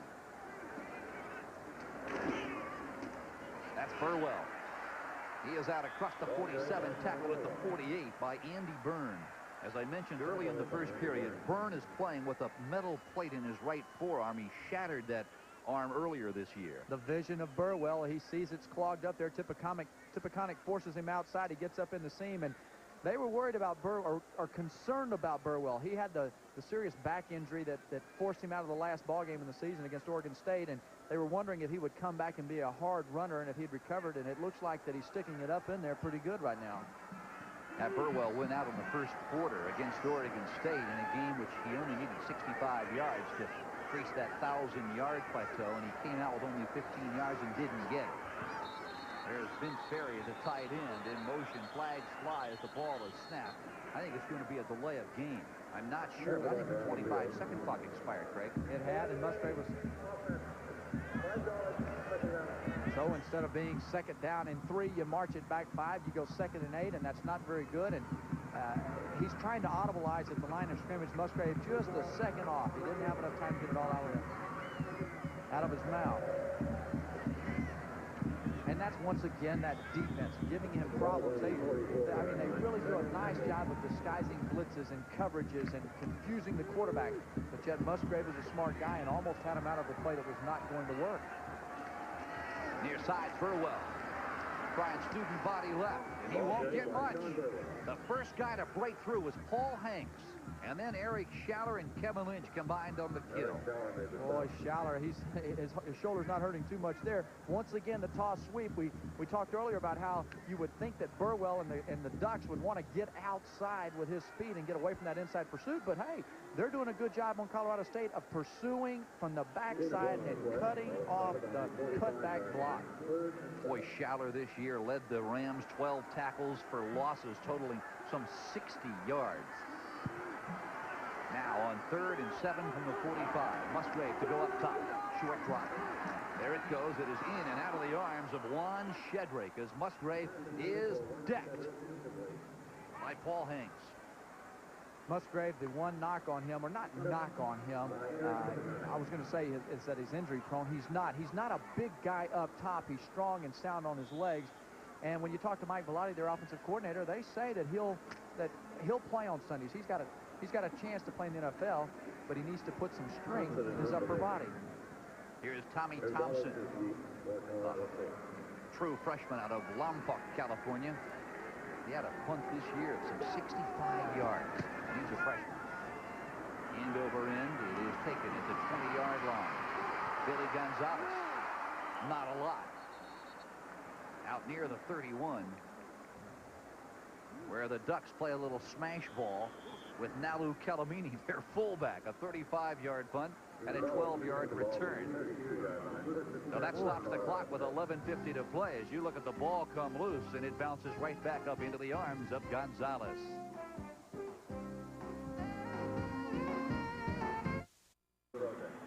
$11:50 to play in the 3rd quarter. Oregon over the Rams of Colorado State, 17-14. The Rams with the football at their own 31-yard line for the first time here in the 2nd half. They did just what they needed to. They came out and they stopped Oregon, put a little bit of pressure, hurried Musgrave there on that last pass, and was able to stop that drive. Verdugo and the ever-changing saga of quarterbacks is in now. Loses the snap. Who covered it? Colorado State fell on it. Somebody in the interior line saw the ball on the ground and covered it. We talked about that in the first half. When you're changing quarterbacks, you got the same center in Mike Padilla. But what does that do when you've got a different guy coming in there? His hands can't possibly be in exactly the same spot. Same thing if that happens to you, okay? A little coaching going on the sideline. It's got to have an impact, but I wonder throughout the length of this season how many botched snaps they had exchanges. It's one of those, you got to work on it as both quarterbacks and center. Verdugo, he is grabbed and spun down. It is Marcus Woods. We talked about him at the outset of the telecast. Few centers can block Marcus Woods by themselves.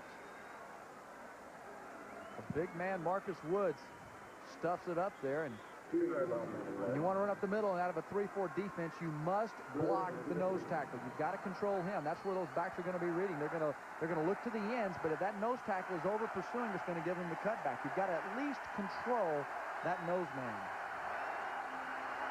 Now on 3rd down and 15 from the 26. The Ducks are beginning to scream here in Anaheim. Verdugo, long drop. Now steps up. He's got all the time in the world, and he won't get this pass off as he gets back to the 30-yard line and no more before Joe Farwell makes the tackle with help from right corner Darrell Smith. When you get a 3rd and long like that, I think you have a better chance of gaining that first down by throwing the underneath 8-yard pass play to one of your running backs, or maybe get the ball to Copeland and on the flat, let him break a tackle or two and get the first down, because they're going to be dropped off deep in coverage and usually taking away the 17, 18-yard out plays. Tim Luke, end over end. Ryan Brown trying to chase it down, gets the big bounce. He's got the football, and he is swarmed under immediately. And leading the charge is Brian Schneider, the freshman out of Arvada, Colorado. A 39-yard punt. He lost 2 on the return. We'll be back after these words from your local station. This is the Raycom Sports Network.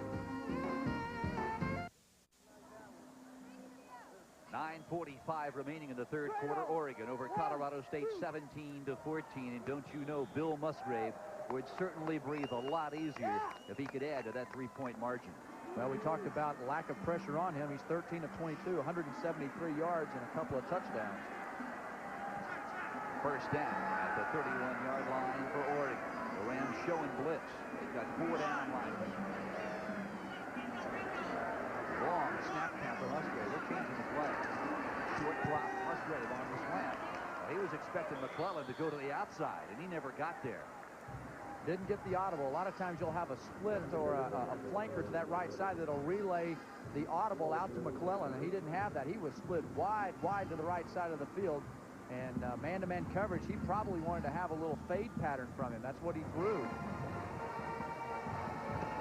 There's Mike Jimenez. He may be coming back into the ball game at the Rams' next possession. McClellan again splits wide to the right, and in his face once more is Selwyn Jones on one-on-one coverage. Musgrave screens it out to Calavini. He makes the turn and is spun down at the 36 after a gain of 6 by Selwyn Jones.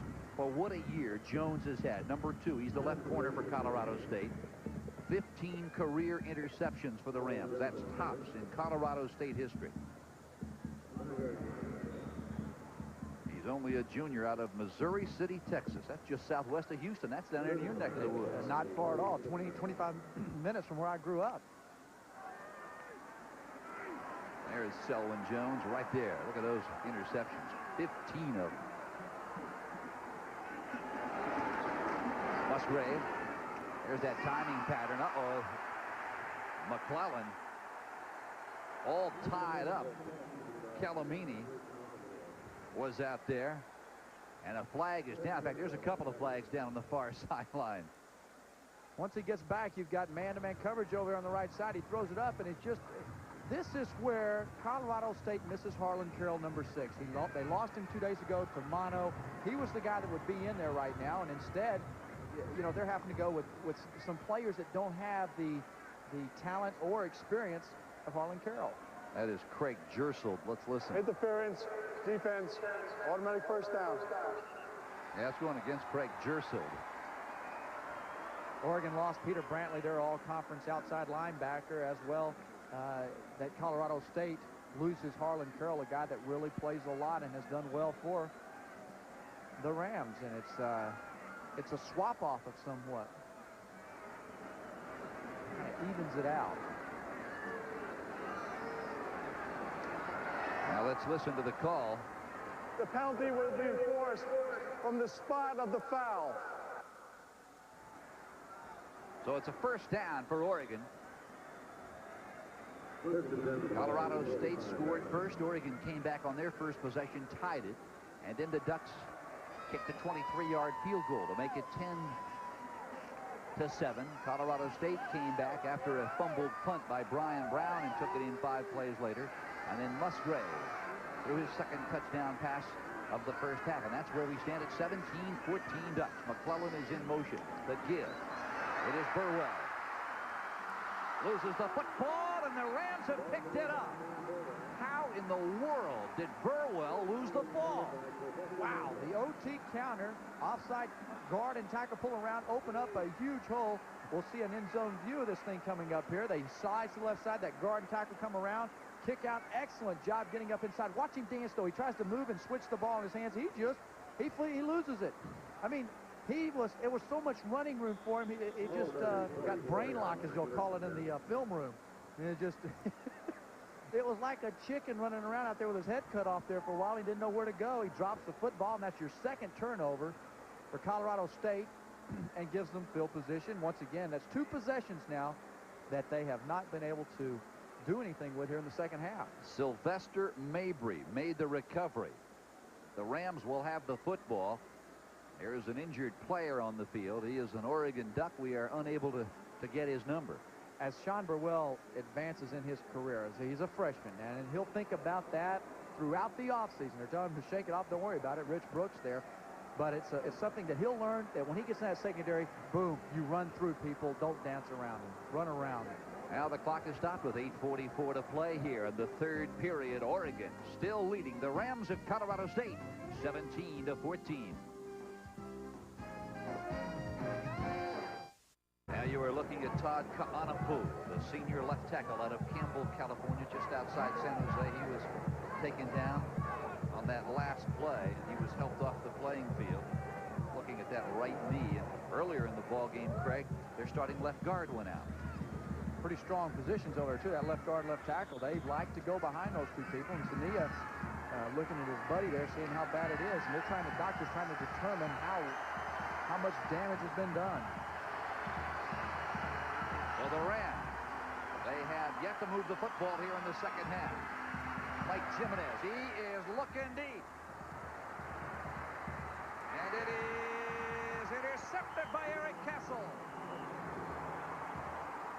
Boy, did he lay that football up there. And Castle simply ran underneath it. It's his 4th interception of the year. And for Jimenez, the 6th one he has thrown in 1990. Looked like it was a predetermined play. He was going to throw the ball down the middle no matter what. Eric Castle adjusts and comes back, and he just goes up. Nice job of seeing the ball, getting it into his hands, and that was it was not there. It was a forced throw by Jimenez, and you got to take what they're giving you. Go underneath. If they're that deep and cover 3 there, they had 3 deep, you got to throw underneath to somebody else and not force the issue. Though it was first down, I suppose you could make a case for it as the equivalent of a 44-yard punt.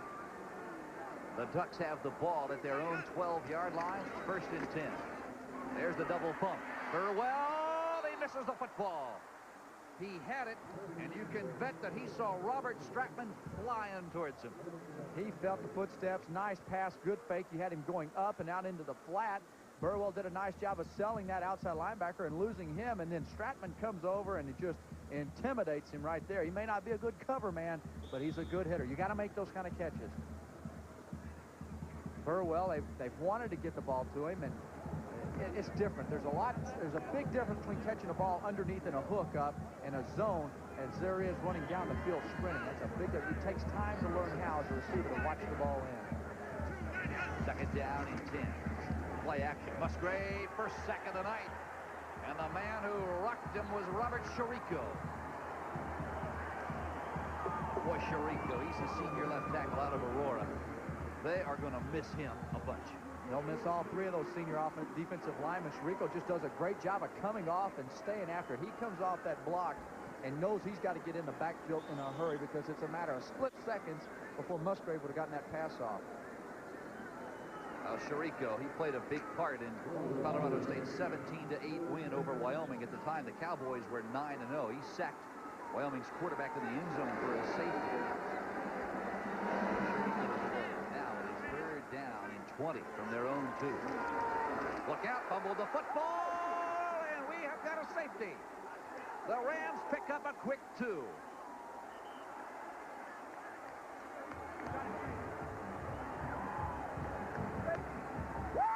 A muffed exchange between Musgrave, and I'm not certain who he was trying to get the ball to. Comes up, he wants to run the ball right up the middle to Kellamini. It's going to be a trap, but Kellamini went the wrong way. He should have gone to the right side and then a back with his right guard. That right guard was pulling to kick out to the left side. Kellamini just went the wrong way, and it forces the turnover or the safety in the end zone. Oh, my. And now the Ducks will have to kick it away from their own 20-yard line. You've got the turnover when Sean Burrell in open field just fumbles the ball. The next play, Jimenez tries to force something down deep. It's the turnover, the interception by Eric Castle. Now you've got the botched, well, first of all, you back up. Burwell misses the ball in the flat that would have up the field given them the first down or close to it. Good then point. You go back and you've got the turnover, the missed assignment by Kellamini out of the backfield, a fumble there, and you've got the safety. Now the Ram fans from Fort Collins awfully happy with what has just transpired. Boy, I'll tell you what, Colorado State came awfully close to scoring a touchdown if they recover this ball. Oh, boy, I'm telling you, right here. Oh, Schaller almost got on it. It went through his hand, through Tipiconic's hand, and then Bowie recovers it to salvage it. At the 38-yard line goes Billy Gonzalez, the 5'10 sophomore out of Thornton, Colorado. So the Rams will have the football. They trail now by a single point. Eric Dozier on the tackle. 7:30 to play in the third quarter. Boy, this has been a good one since the opening kick. It has been a heck of a game, and even though Oregon has been favored, Colorado State coaches, Oregon coaches, everybody knew this was going to be a tight ball game. They were going to have to come in here ready to play and buckle it down maybe that last series of the ball game. Colorado State out of the eye. The pitch goes to the far side, and around the corner goes Brian Copeland, and out of bounds he goes, short of the midfield stripe, and taking him out was Eric Castle. Copeland had the 22-yard run earlier on the toss sweep. Here they come back. They run the ball, fake it up in the middle to Yerk, draws the defense in. Doug Douglas at number 44, he just got sucked into the middle. Castle prides himself on being a good open field tackler. And that time, Copeland really, I guess, got 4 or 5 extra yards out of that, but at least he brought him down. That's a tough play for that free safety to have to come from center field and make the tackle. I suppose the key to being an open field tackler, Craig, is being able to keep your center of gravity low. It is second down and 1. Mike Jimenez rolling right, throws. It is incomplete. Pass intended for the backup tight end Mark Smith. It looked as though Primus and Smith were uncertain as to who was going to catch the football. Who was it intended for? You know, you've got to go out there and when the ball's in the air, go get it. I told you about Oregon's defensive line. Watch what the Rams have to do to Matt LaBounty to keep him out. They're trying to contain him, keep him. They're rolling outside to the right side and double teaming him there, hold him a little bit. Basso and John Larita, the right guard. Now it is third down, a little more than 1. In the backfield, oh my! Copeland is hammered, and the guy that gets to him is Andy Connor. What a stop by the outside linebacker from Klamath River, California. Denny Schuler, the defensive coordinator, said Connor was as good as Peter Brantley, their all-conference outside linebacker. Good recognition. He reads the thing, gets inside. Now, if you're sitting on Colorado State's bench, you got somebody that's watching the defense of Oregon, and you realize that he's not staying at home and watching the reverse, you pull it out of the playbook. You have that guy go in motion and reverse back around and hand it to him, and you got a big play. Fair catch. It is taken by Brian Brown at the 27-yard line, and the Ducks will have the football following a 29-yard punt. Phil Stone along with Craig James on a very cool evening now in Southern California. 5:59 to play in the third quarter. It is Oregon by 1 over the Rams of Colorado State. First down, Oregon at the 28. That's Burwell. Well, he has had a tough night tonight. He has fumbled the ball once without even being hit. He missed a swing pass when he saw Selwyn Jones closing in. And they are going to need Sean Burwell to settle down and start eating up some real estate if they're to keep this 1-point lead. He's learning a big lesson tonight as a freshman. Don't give up. Don't get your dauber in the dirt, as we used to say in the old country. But you got to come back and fight. Even though you had a fumble, you come back and you drop a pass. Don't stack one mistake on top of another. Get after it. Go back out there and be a hard-nosed player and make something happen. Second down and 10 at the 28 now. Musgrave wants to put it up. It is cut. At Burwell, he is cut down at the 32. A gain of 5. Eric Tippecanoe comes over to bring him down. They said they wanted to pick on Tippecanoe and Eric Castle inside. Watch him. He reads the play action. He looks over immediately to the tight end, throws him off to that strong safety or corner, then comes back inside between he and Schaller. Schaller was in a little bit of a drop-off, a little bit of a spy technique to the Tippecanoe entered today's game with a total of 259 career tackles. That's tops among the active players on this ball club. And I'd say he has led the team in tackles in 8 of Colorado State's 11 games. He has been a force for Earl Bruce. Musgrave, and the flat it goes. Pass intended for Joe Reitzig. And it falls incomplete, so the Ducks are going to have to boot it away. On comes Tommy Thompson, the true freshman out of Lompoc, California. Boy, Thompson, tremendous year for Rich Brooks' Ducks of Oregon. 59 punts. He averaged over 41 yards. 8 sailed into the end zone. 24 of his 59 were inside the opponent's 20-yard line. Not a bad year. Oregon's a young team, and I really believe will be one of the top 2 or 3 teams in the Pac-10 next year. I agree with you. They're going to have to find a way to replace Musgrave. There's a low snap, and Thompson somehow gets it away. It is fielded at the 37-yard line. Billy Gonzalez is whacked at the 40. He's down, though. As Thompson, when he caught that ball, he went down on his knee, and it's going to be marked back at the 19-yard line in the Colorado State ball. Oh, what a turn of events. Tommy Thompson, the true freshman, went down on a knee to field. Right there, the ball is down. Boom. His knees are there. You're down. You've got to remember that. You've got to keep that in mind as a punter. You know, when that ball's coming back there, sure, you got to keep it from going between your legs, but you've got to make sure that your knees do not go down. That downs the football right there. That was just a tremendous isolation by our producer, Jim Drake, our director, Doug Freeman, and our entire camera crew here at this 7th Annual Freedom Bowl. It has certainly been a job well done all the way around here tonight. In motion, that is Billy Gonzalez. Jimenez on the action, pitches it out to Brian Copeland, and Copeland is hammered by Andy Connick. A loss of 1, maybe 2. Now the ball just outside the 20. I agree with the call because you've had some success getting outside on the corners, but you've got to make it. It just didn't seem fluid. It didn't seem like it was a smoothly run play. Connor had a chance to get out there and make the stop, and it's almost like Andy has said, all right, my buddy's down, the other bookend of this team. Brantley's out. I've got to pick the pace up, and he's sure done it tonight. Now the Reds come from the eye. The up back is Todd Yurt. We have not seen nor heard much from him since midway through the second quarter. He's got the ball there, and it is Yurt who tries to pound up into the 18-yard line. I'll tell you what, if you're going to, one thing about Oregon's defensive line, if you're going to try and play smash football up the middle, you got to find a way to move at least one of those down linemen out of the way. Nope, there's just no line penetration. They're not pushing anybody back into the secondary. That's why they've been more successful getting outside with Copeland and Alford. They've got to go ahead. I'd go ahead and I would run the outside play and spread and open up the inside of that Oregon defense and then go back to them with Todd Yurt. Wide to the left is Greg Primus. He has caught 1 ball tonight. Jimenez looking right, wants to tuck it in, and he is dropped at the 18-yard line, and oh my! Tony Alford, the tailback, was all alone at the 3-yard line, and Jimenez simply couldn't find him. Great pursuit by middle linebacker James Batista. The difference between a Mike Jimenez and a Bill Musgrave right there is vision. Quarterbacks have to be able to see the entire field.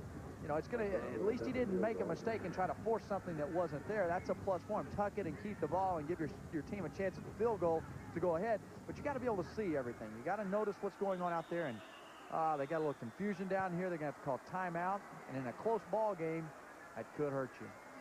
Clock stops, 2:27 to play here in the third quarter. And on to attempt a 36-yard field goal is Tim Luke. We'll be back in a moment. There's the score with 2:27 to play in the third. Travel to Southern. And the only scoring we have seen here since intermission, a safety by the Rams to draw within one of Rich Brooks's Ducks of Oregon. But right now, it is Colorado State vying to take the lead once more. Mike Brown from 36 yards away. He is 11 of 18 on the year. His longest 48 yards from the hold of Tim Luke. He has got it. Good. And Colorado State now with a 19-17 lead with 2:23 to play in the third. Rich Brooks already suffering from the flu. He caught it yesterday. Was just about as green as Oregon green until this morning. I'll tell you what, that field goal by Colorado State is not going to make him feel any better. Steve Hellier, the SID, was telling us this morning that he wished he'd never said anything because everybody's gone up to Rich and said, hey, how do you feel? And he's sick of hearing that. You figure 18,000 Duck fans down here, and I knew I was in the right stadium when I walked in and I heard Duck calls.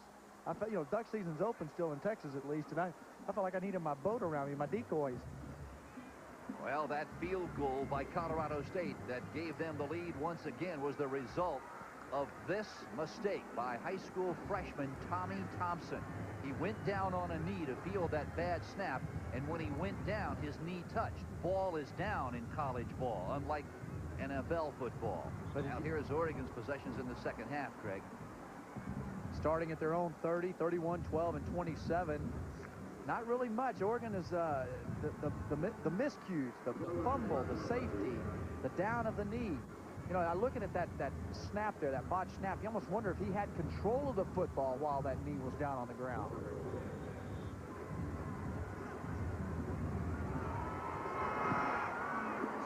Short punt, or kickoff, pardon me. Takes a bounce, gets past Blackwell. Look out. He is smacked at the 7-yard line. Hold everything. Vincent Booker kicked off. He's a cornerback, a freshman out of Harvey, Illinois. And Howard Blackwell tried to feel it as Booker put it right in the seam. Special teams are killing Oregon right now. Blackwell's got to get in front of that football. He fumbled one earlier in the game, picked it up. That time, the only beauty to that is as he got hit, he didn't fumble it again. And I know that's just, it's killing field possession and these mistakes on the special teams. Musgrave rolls right, throws for McClellan. He's got it, and out of bounds. He scampers at the 20-yard line. McClellan, 5'9" senior from Fontana, California. It's amazing to me, less than 8 weeks ago, McClellan had his knee scoped and said, I have got to play in this Freedom Bowl. Tremendous job of coming outside. Good throw as he rolls to the right side. He pushes him up, and then he comes back to the ball, gets good separation from Jones. He didn't just run up there and kind of bend it out to the sidelines. Good sharp cut, back to the ball, and get separation. McClellan now 6 catches for 83 yards. Now out of the eye. Musgrave with time, waiting for the screen to set up. Now releases. That is Burwell. He is hit and dropped. Oh, my. Craig Jerso moves up to make the hit. You've got to realize now that they've seen this screen a number of times. Chirico reads it again. He knows it's coming, and he just drives back. Burwell just like, hey, why did I have to get in the way of this guy? And Chirico is an intense player. You can see that he wants to go all out throughout the ball game. Every play, 100%, and that's a true mark of character. You look at Colorado State in the first half, 156 yards. Oregon 178 in the second half. It has been a defensive struggle to be sure. McClellan in motion. Musgrave, short drop, looks to the left, throws. McClellan has got it. Oh, what a one-hand grab. His 7th catch of the night. Otis Hamilton comes up and drops it. Excellent catch from Michael McClellan. That's his 6th catch of the night. Working underneath once again. You know you're going to have deep drops. Excellent hands, picking the ball up, reaching out, bringing it in. Hamilton there to make the hit, but you go ahead and you pick away at the underneath man. You work on them, and you open it up deep eventually to your receivers. Oregon continuing to spread the Colorado State defense. I tell you, Brigham Young and Hawaii did well against Colorado State when they spread the Rams. Musgrave looking over the middle. Throws. It is caught by Anthony Jones. He has a touchdown tonight, and he made a terrific catch on a slant pattern at the 38-yard line, and Sylvester Mabry put his helmet right into the ribcage of Anthony Jones. A 20-yard catch. The key here, Musgrave waits till the very last moment so that Jones can get behind the linebacker and in front of the defensive back Mabry, and it's just a beautiful pass, and he pays the price for it. And the mentality of a receiver is, look, I'm going to get a hit. Let me catch this thing at least. Let me have some kind of reward for it. I believe it is Sylvester Mabry who made the hit, who is slow getting up. Mark of a good quarterback is how can he handle that pressure? He knows it's coming at him. It's a hurry right here. He takes a big shot from Chirico, and those guys are finally at least getting to Musgrave and putting pressure on him, but Musgrave is showing, hey, you can get in my face, but I'm still going to be able to see over. He's 6'2", 6'3", a tall guy that enables him to look over players like Chirico. Now Chirico, Schaller, Hanks, Steve Rule, Eric Tipaconic, they're one of the reasons why the Rams had 34 sacks coming into this game. They had 88 stops in the opponent's backfield throughout the year. Sean Burwell moves the ball out near the 40-yard line. He'll be just shy. It'll be 2nd down, and we'll call it 7. Eric Tipaconic on the stop. Both of these teams' outside linebackers in the 3-4 are really pinching hard. That's a little bit different than my duck call, but they're really pinching hard inside, and I believe there's got to be some kind of room for a reverse from one of these offenses to go for a big play. That's it. We've got 3 in the books and 1 to play. We'll be right back after these words from your local station. This is the... We have had a good one all evening long. This is the 7th annual Freedom Bowl from Anaheim. Colorado State up 19-17 as we get set for the 4th quarter of play. Oregon with the football. It is 2nd and 8 at their own 39-yard line. And you take a look at yards rushing. Colorado State with 121. Oregon on the years averaged 152. They have but 11. They have more first downs than they do yards rushing. And then you flip it over and you see the effectiveness of Bill Musgrave. Colorado State said they wanted to force the pass. They forced the pass, but they're not stopping it. Well, they are in the second half. Been pretty effective and efficient with it. Musgrave looking right, throws intended for McClellan. He has 7 catches tonight. He can't grab that one. I am very surprised we have not seen Joe Reitzig more. We talked about him at the outside of our telecast, that with the effectiveness of the underneath game, Craig, we thought Joe Reitzig would have a field day going long. Yeah, and on the other side of the ball, the other side of the field, Greg Primus we haven't heard much from. You know, they've been running the ball at Colorado State, but neither one of these guys have been in the game that much. Brian Brown goes wide to the left. They like the flea flicker with Brown in there. Musgrave steps up, now unloads. It is caught. Reitzig's got it at the 45-yard line. Andy Byrne on the tackle. Coming up limping a little bit, 17-yard completion. Goes out here, split to the left side, goes up, reads the coverage, comes across the inside of the field, knows there's a little soft pocket. He sits down there rather than backing up. Had he kept drifting, he'd run right into Andy Byrne, and he would not have made that catch. It's only a 2nd catch of the ball game. For a guy who caught 35 during the regular season, number 1 on the Oregon Ducks and a couple of touchdowns. 1st and 10 from the 44. Musgrave is going long. There's McClellan, and the Ducks are back in front.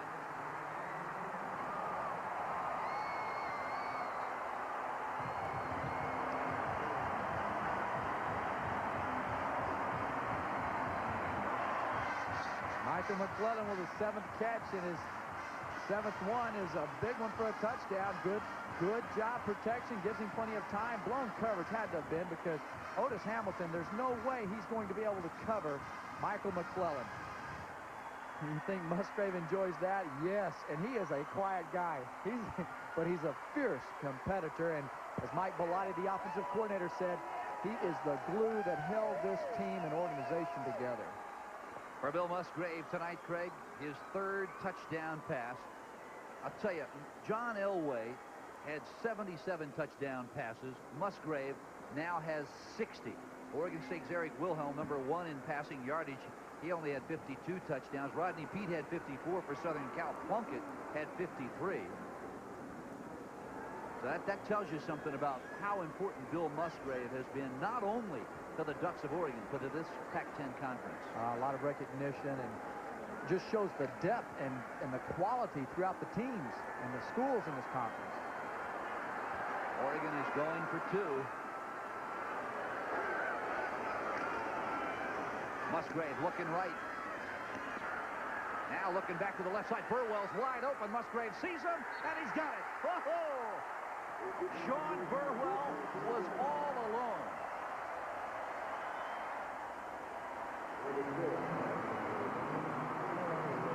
We talked about vision that all great quarterbacks have. You don't throw for over 8,000 yards in your collegiate career without having it. He knows everything's covered over here. Burwell leaks around to the left side. He's by himself. He's probably the 5th receiver in this deal.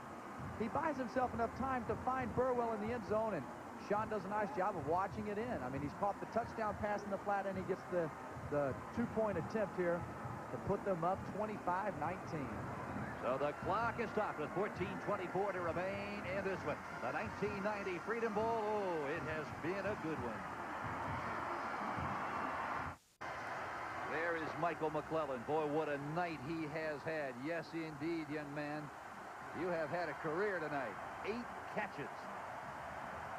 Bowl record, 132 yards. Liam Hayes will let it sail.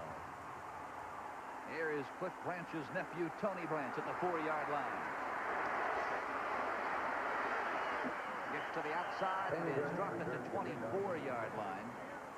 First guy to him, Muhammad Oliver, cornerback from North High School in Phoenix, Arizona. And here comes Mike Jimenez back out. Well, Oregon, they covered 91 yards in 8 plays, and it only took them 2:59 to get there. And you want to know how effective Musgrave can be. The great vision, the leadership, not letting his team get down. They were backed up into the end zone there. He takes them 91 yards and keeps them and puts them back up top. And incidentally, that's Oregon's longest touchdown drive from scrimmage this year.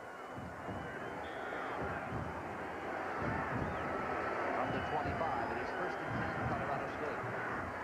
Jimenez looking deep. He's got Branch wide open. Underthrows him, and nobody can come down with a football, or did he? It is intercepted. Oh, what an interception by Rory Derry. A flag is down. Hold everything. A flag is down against Oregon. They'll bring it back. They're going to bring it back. Whoa. And 2 flags are down where Rory Derry intercepted the football. They're going to bring it back because the penalty up here at the line of scrimmage superseded the one down where the catch was made. Dead ball fouls down here. You got a foul that occurred here. It's probably going to be roughing the passer. And he had him open early. He took too long to get the ball downfield. It allowed Castle time to get back there and make the play, and for Roy Derry to go back as well. Tony Branch had to be open by at least 10 yards. He was running free. Let's listen. A personal foul, roughing the passer on the defense. The dead ball, delay the game, defense.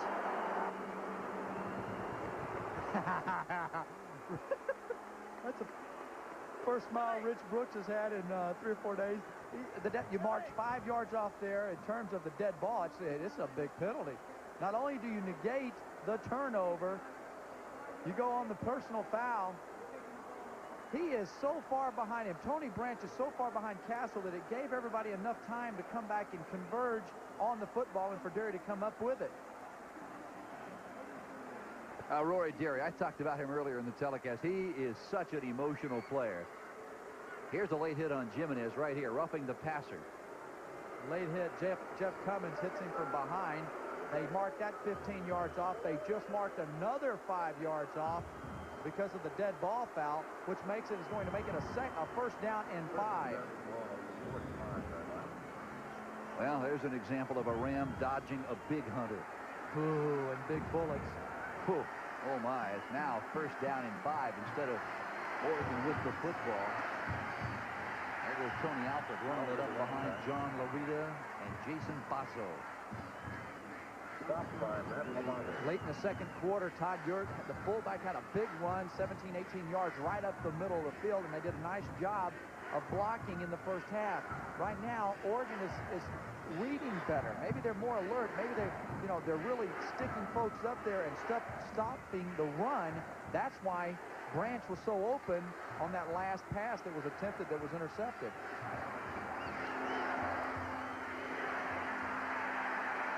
Not much. Todd Yurt, the senior fullback, and Marcus Woods. I'll tell you, he is similar in his style at nose tackle as Oregon State's All-American Esra Tuwala. You see Marcus Woods there. He controls the center, beats him, knows where it's going. He gets out. Matt Labonte is out there as well. And between the two of them, you don't want to have the football in your hands with that kind of defensive effort. And I'll tell you, Labonte, all he does is disrupt offenses. He has the Siskel and Ebert approach to defensive line play. He watches films over and over and over. Maybe he's got a career after this is over with. You're very well right. Double wideouts to the left. It is third down and 5. There's the draw with the football. It is Tony Alford. And across midfield he goes. He has a Rams first down.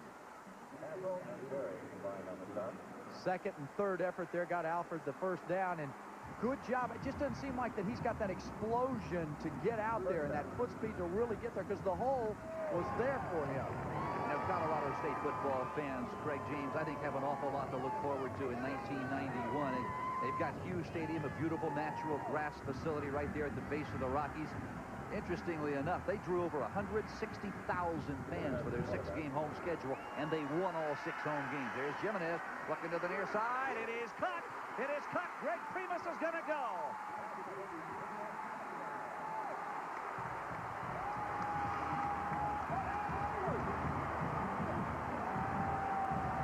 The sophomore receiver's been silent for a while. We talked about he and Joe Wrightson not being in this ball game, and there goes 49 yards. They've really done a nice job, Colorado State, of drawing in that Oregon defense. It's taken a lot of effort from Oregon's defense to stop the run. They've sucked them in, and it's opened up some big plays deep for Colorado State. He goes out and beats everybody. He's beaten the free safety. There's nobody there to help him. Rory Derry cannot come across and make the play, and Primus is in with a 49-yard touchdown. Craig, that's only the 8th touchdown pass all year for Colorado State. And you want to know how many they have rushing? 34. That's amazing. The point after, off the toe of Mike Brown, and he's got it. So with 12:21 to play here in this ball game, it is Colorado State up over the Ducks of Oregon, 26-25, and Mike Jimenez, an awfully happy camper. 12:21 to play. If you have just joined us, oh man, have you missed a good one. The Rams out in front of Oregon, 26-25. And you want to see this place rocking? Look at the second deck at Anaheim Stadium. That is not trick photography. George Lucas has nothing to do with this telecast. Oh, gee, and it's not an earthquake either. That's feet stomping, people clapping. I'll tell you what. If I'm the structural engineers here at Anaheim Stadium, I'm going to want to take a look at this tape. And, you know, realize we're sitting on top of that. That's why I live in Dallas. I don't have to worry about earthquakes. We're set to go. Colorado State lets it go. There's the short kick. It is taken by McClellan at the 19. Up across the 35. Does a 360 and is spun down out near the 39. So here come the Ducks. They are down by 1. They led at halftime, 17-14. Colorado State came back, and on a fumbled exchange in the end zone, Musgrave and Calamini got mixed up. The ball sprung loose. Colorado State tackled Calamini with the ball for a safety, and since then, Oregon scored a touchdown. Colorado State came right back to take a 1-point lead. Musgrave, you can see him. He's smiling in the huddle. He just loves competition. He's enjoying this as much as anything. Waits it. Has he got it? No, he does not have it. Oh, boy, the Ducks are whacking on the far sideline. They are not happy. What an outstanding catch. Rich Brooks is saying he's over there. Look, he's made the catch. Joe Wrightson can't believe it. You can see Harry's plenty of time, no quarterback pressure. Comes out, throws it over to the sideline. Watch the concentration. Behind him, he goes up top. Does he have control? Does he have possession of the football? One, it only takes one to get in and make the completion. He holds on to the football. That is a completion. Unfortunately, there's not well, no, I don't like replays, but there's no replay to go back and reverse that. And Rich Brooks, there's a number of plays that have been potential turning points in this game or big plays. Second down now and 10 from the 39. Musgrave. It is caught. Ronnie Harris, a big gainer down to the 40-yard line.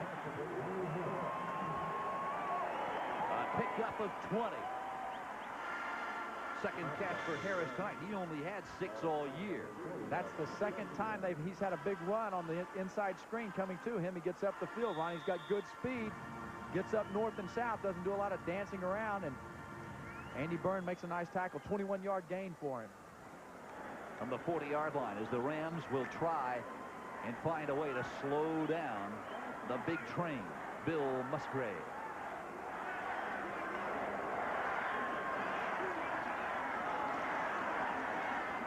He puts it up again. McClellan just didn't turn around. He had McClellan and Ronnie Harris on the wide side of the field, and neither receiver turned. That's the same play that Michael McClellan scored the touchdown on earlier. That time Otis Hamilton was out there. He had good coverage, plus he had help from the free safety Byrne. Explain to me, Craig, how does a timing pattern work? Does the receiver, the number one receiver and the quarterback, are they both counting? There's no counting. It's a natural feel. You've done it so many times in practice that you've got that feel when he's going to be passed and anticipate when he gets past that linebacker level. Second down and 10 now from the 40-yard line. Musgrave looking right on the slant, and boy, I'll tell you what. Credit Selwyn Jones. What a tremendous job he did. He followed Anthony Jones as Jones tried to cut back inside. It was almost a hit play. Earl Bruce and Steve Zabel, those guys, they are good coaches. These are two very well-coached football teams. That's why they've made the progress that they have. Recognition, it's about football. You got to be able to run and hit and block and tackle and all those other things, but you also have to have some savvy and some intelligence. Down and 10. That's McClellan in motion. Play action. Musgrave swings it out to the left side. Fellamini can't get to it. And the Ducks are going to have to unload the football. Colorado State said he wanted it. Zadow said he wanted to get them into long passing situations. He's wanted to get to his 4-2 defense. That time he brought both of the linebackers from inside, puts pressure on them, and very effective. Good job, Chirico. Those front four guys, they got upfield, hurried, rushed the pass.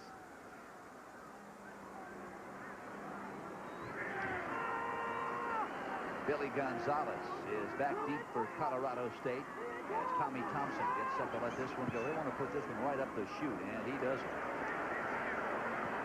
And the Ducks cover it. I think they will. This ball is going to roll dead inside the 5-yard line, and it is covered at the 3. A 37-yard punt. The clock stops with 11:15 to go. The Rams will have it. They lead by 1 at their own 3.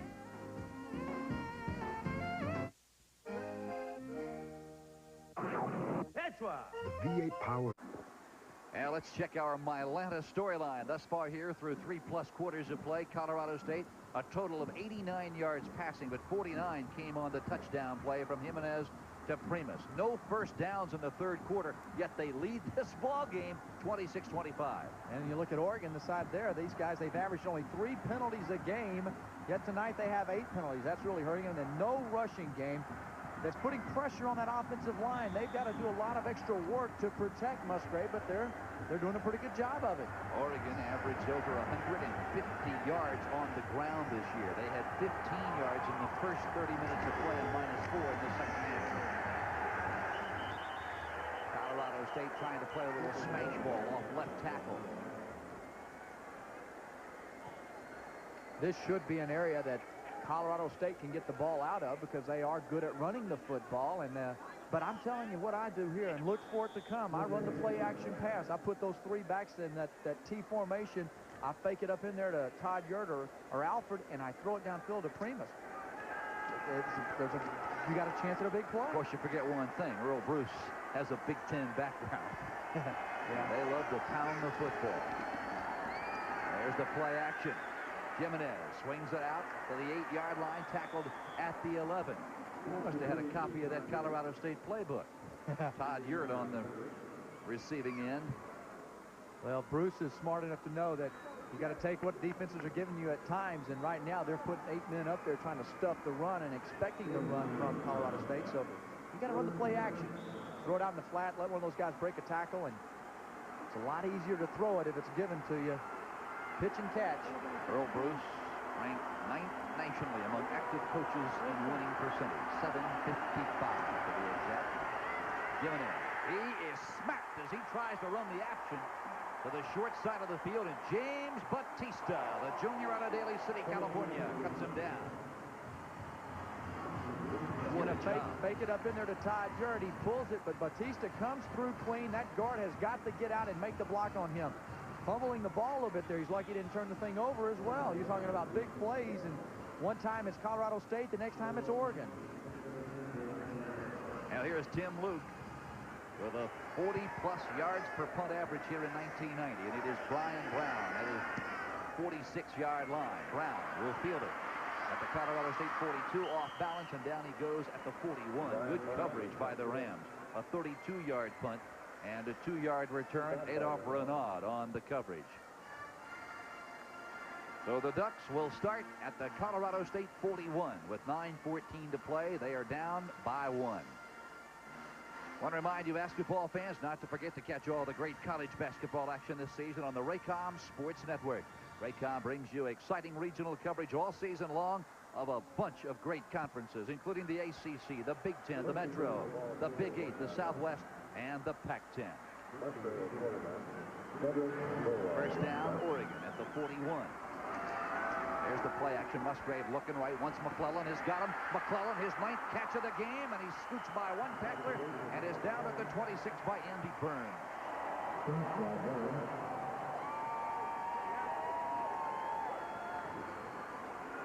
Kind of surprises me that the play action works so well because the running game's not working at all, and yet he's able to get in there and draw those linebackers in enough.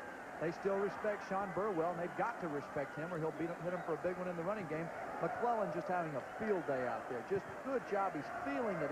It's almost as if he knows where those zone pockets are going to be. He and Musgrave are just, they look splendid. Doing a great job. First and 10 now at the Rams 26-yard line. Burwell loses the football and is picked up by Colorado State. Eric Tippecanoe knocked it loose and picked it out of midair. Oh, poor Sean Burwell. I mean, the guy is just, he gets into the open field once again. Tippecanoe, though, this Colorado State team didn't lead the WAC in turnovers by not trying to get it and strip the football. That's coached to them. Watch 89 here to the left side of your screen. As Burwell comes in there, he avoids that blocker and reaches out and strips the football out of his arm. If not, Burwell's going to make a big play and go long ways down the field, and that is coached. That is aggression. That's those players having the desire to pull it out. Big play again. Second fumble by Sean Burwell tonight, and he dropped a big pass.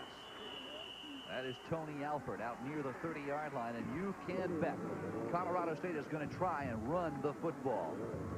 They will do a lot of running right now, and of course, Oregon's done a nice job lately of shutting down the run. Burwell has to be extremely frustrated. Oregon with the 3 turnovers, 2 of those by Burwell in the open field. There's that full house of what Colorado State calls their robust backfield. Here's Brian Copeland, the 5'9 junior from Security, Colorado, and it is Marcus Woods on the stop. Well, there is a very, very unhappy Sean Burwell.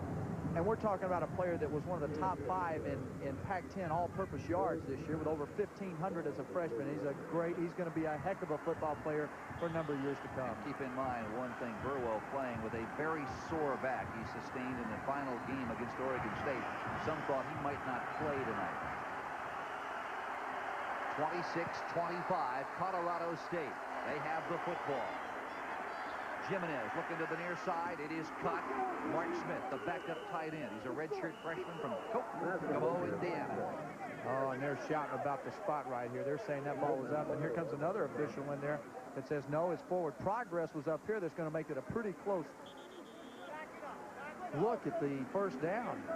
His forward progress was beyond the 35-yard line. Now, was it that far? That's the question. Right now, when you look at the Oregon defense, their entire defense, all 11 players are within 7 yards of the snap of the football. You've got to have a way. That's why Primus had the 49-yard touchdown. You've got to take advantage of that. You've got to play action and hit them deep. And I'll tell you, these Heartstoppers are certainly nothing new to the Rams this year, Craig. And that opener against the Air Force, Kevin Verdugo came off the bench to lead the Rams to a 35-33 victory. Now watch this spot.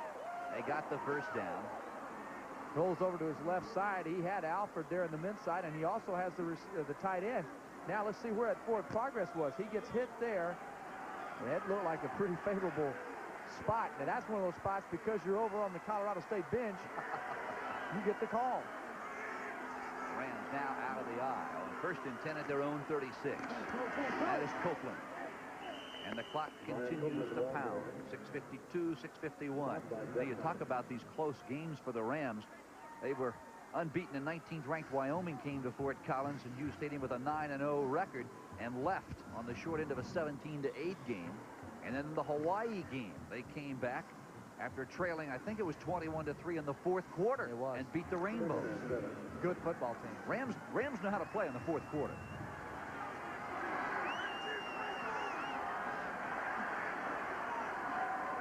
Second down and 7 from the 39. Tony Alford,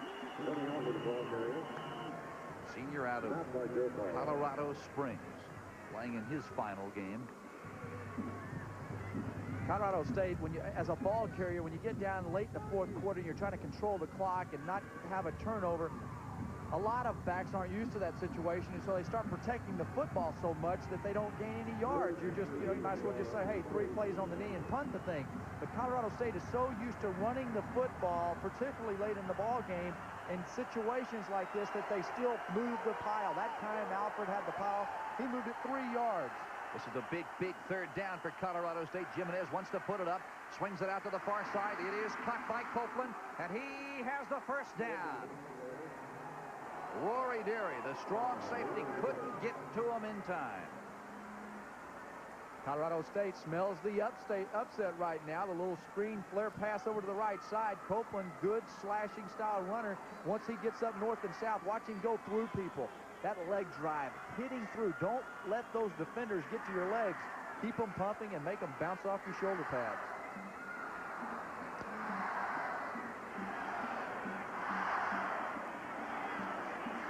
First and 10, Colorado State. Jimenez following something to Copeland and Alford.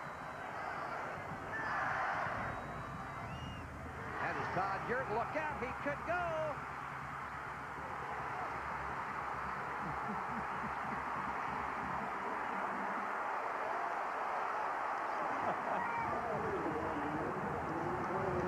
Whatever he hollered, it was the right thing.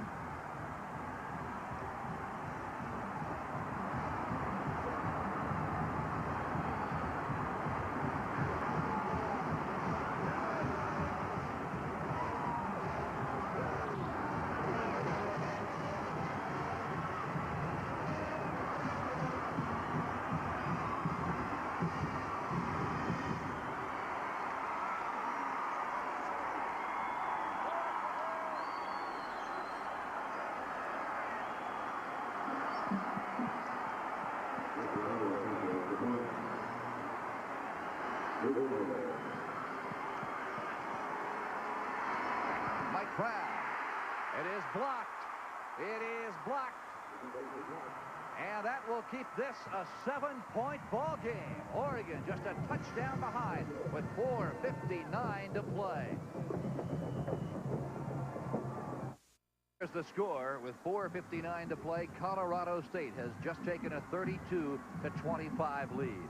Jimenez made the audible. Great blocking. Good block backside by number 72, keeping him from getting that. And watch him get upfield, sees it coming, and just slips through, holds on to the ball. 3 defensive backs missed him there. And Yurt showing some speed and getting to the end zone. And then take a look at what happened. Mike Brown, for the 6th time this year. This is incredible. His 6th block point after touchdown here in 1990. Marcus Woods, the nose tackle, got his big hand up in the air. And that has kept this a 7-point ball game with just about 5 minutes remaining. More than enough time for Bill Musgrave and company to go to work.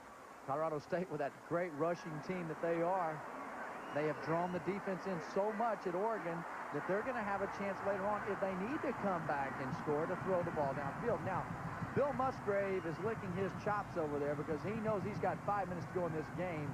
Plenty of time for him to go down and score. That is Pete Rantzau. At the 7-yard line, McClellan. Boy, what a game he has had. Out to the 20 and no further.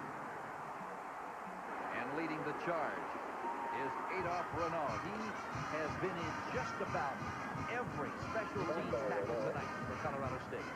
And McClellan has been very successful earlier on kickoff returns. This time here, they stop them. They make them go 80 yards. And if you're a defensive player, you got to say to yourself, you're not going 80 yards to score a touchdown on me.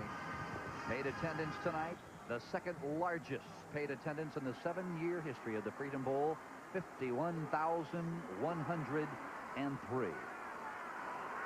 Boy, that is great news for everyone connected with this outstanding bowl. What a game they have seen. Musgrave spins and down he goes. Boy, the whole front line collapsed. Eric Tippecanoe led the charge. Also in the backfield was Paul Hanks. What else is new? One thing about it now is Oregon's lack of ability to run the football is going to allow Schaller and Tippecanoe to come clean up there, running a little X stunt, crossing up the middle, confusing the Oregon offensive linemen. And you're asking a lot from those linemen now, particularly in this situation. 4:26 clock rolling. You know you're going to be throwing the football. Those guys are going to be teeing off on you. And they are pumped on Colorado State right now. Burwell is not in the ball game.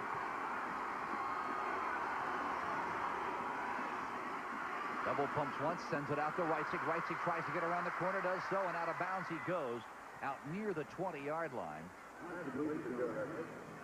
Again, I'll tell you one thing. The Rams are flying at Musgrave now. Watch how long he has to wait on this ball. It's like he's the 2nd guy down there, and he looks downfield initially. He's not there, so he's the valve. This is almost a lateral pass to Reitzig. Bob Brothers, the backup quarterback, they said he might go in and do a play like that to where he throws the lateral pass out wide to Brothers. Brothers throws it deep, but that was not an intended pass. That was just he was just an outlet, a valve for Musgrave. Oregon tonight, 23 rushes for 1 yard. Musgrave looking downfield. It is Reitzig. He's got it.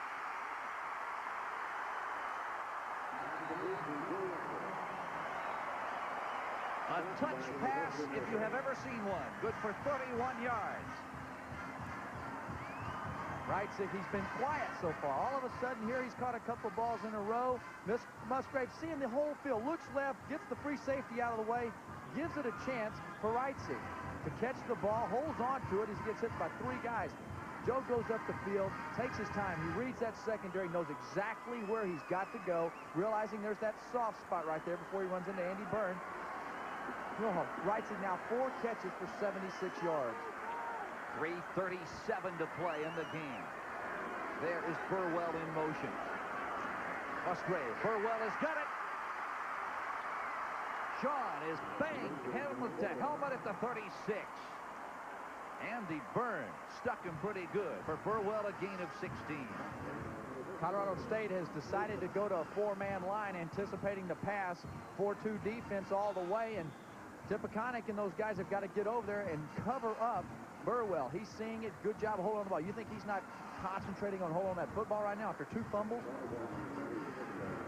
Bruce is concerned.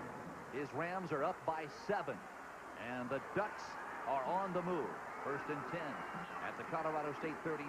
Musgrave looking left. It is Burwell again. He's got a first down at the 26-yard line.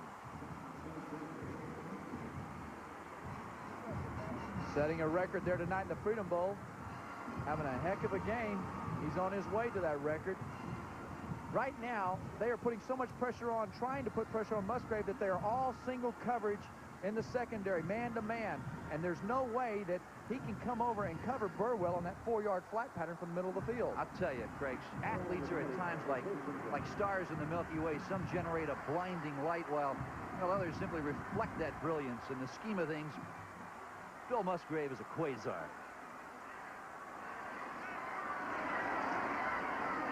Looking deep. Puts it up, lofts it for the end zone, and overthrows. His receiver was Sean Burwell. I think he got his heel stepped on. Back covering was Adolph Renaud, and I think he jumped right on the Achilles heel of Sean Burwell. Looked like he had enough room. He could have just run the football. So much, I mean, they had really just dropped completely out of there. The defensive line and the front 5 rushing were so far past him, he could have run for the first down. But he didn't get over 8,000 yards by being a scrambling quarterback. Stops the clock with 2:55 left. 2nd down in 10, Oregon. That is Burwell in motion. Reitzig split wide to the left. Trying to set up the screen. Musgrave simply unloads the ball, and he wisely did so as he went down in a heap. And applying the pressure was Tip McConaughey. Also in the backfield was Steve Rule. Steve Rule is that 4th down lineman when they go to the 4-2 defense. They are really blitzing and they're putting pressure on those corners and free safeties. They're saying, hey, you're going to have to cover man-to-man. Make sure you hang with them. It looked like Sean Burwell wasn't really getting into the pattern. Maybe one of his men had come clean. He needs to get downfield and get open, get in the vision of Musgrave. Burwell shaking his right ankle as he trucks to the sideline. 3rd down and 10 now from the 25. Musgrave looking left, throws. Looking for Reitzig. He's got it. He has got it at the 3-yard line, and a flag is down. And it's going to go against Colorado State for defensive pass interference, I believe. Sylvester Mabry was right in Reitzig's hip pocket. Joe Reitzig, the quiet guy early there in the ballgame, now with 5 receptions working on him. Now watch, he knows where the ball is. Number 8, Mabry should turn around knowing that he's going on a takeoff pattern and realize he's got to look inside for the ball and find out where it's at. Instead, he plays the receiver Reitzig all the way. Defensive pass interference declined. 1st down at the spot of the catch. Musgrave, 28 now of 47 for 392 yards and 3 touchdowns. It is 1st and goal, Oregon, with 2:42 to play. Colorado State 32, the Ducks 25.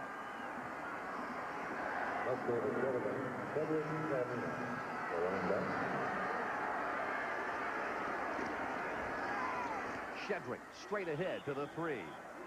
Juan Shedrick is a freshman out of San Rafael, California. And the clock runs to 18-17. Coaches were saying that Shedrick could be down the road better than Calamini. A lot of talent in that backfield, young talent. A lot of years left for them. I'd look for Oregon to come back with that little pick and throw it to the flat to Burwell.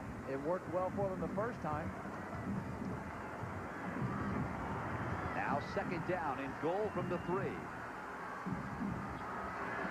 Calamini right behind Musgrave. Musgrave looks right. He might elect to run it in. Up in the air. He is short. He is short of the touchdown. You want to talk about sacrificing your body? Rarely will you see a quarterback do that. When you leave the ground as a ball player, you know your life is in the hands of that defense. He rolls around. He knows he's covered in the end zone. He's going to take what he can. He goes with his Randall Cunningham impersonation, but Otis Hamilton was there from the inside to stop him and keep him from getting in the end zone. What a gutsy play. I mean, this is a senior. He's going all out. That ball just misses breaking the plane for the touchdown. Sean Burwell has got it. Touchdown, Oregon. After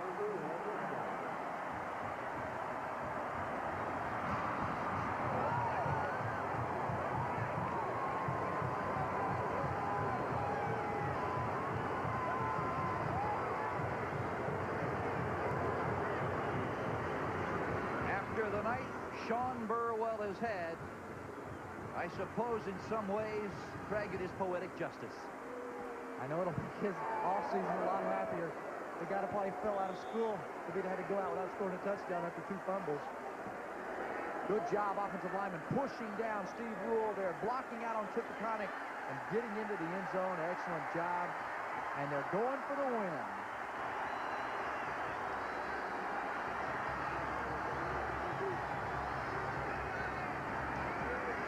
Musgrave. It is caught by McClellan. His feet were in, but the ball came back out. He stopped short. And the Rams are going wild.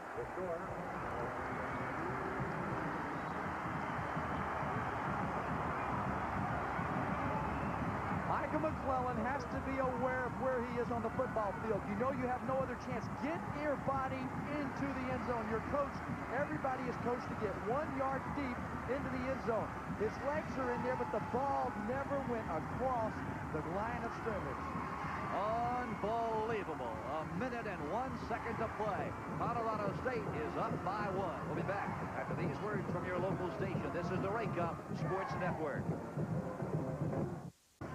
Now those are the numbers. 1:01 remaining. Look at this. Earl Bruce's Rams of Colorado State over Rich Brooks and the Oregon Ducks by a score of 32-31. And one thing you can be certain of, the Ducks will onside kick it here with just 1 minute and 1 second to play. Following tonight's game, a Most Valuable Player award will be presented to each team by Start Paper Products. In addition, Start will donate $1,000 to the General Scholarship Fund at both Colorado State and the University of Oregon.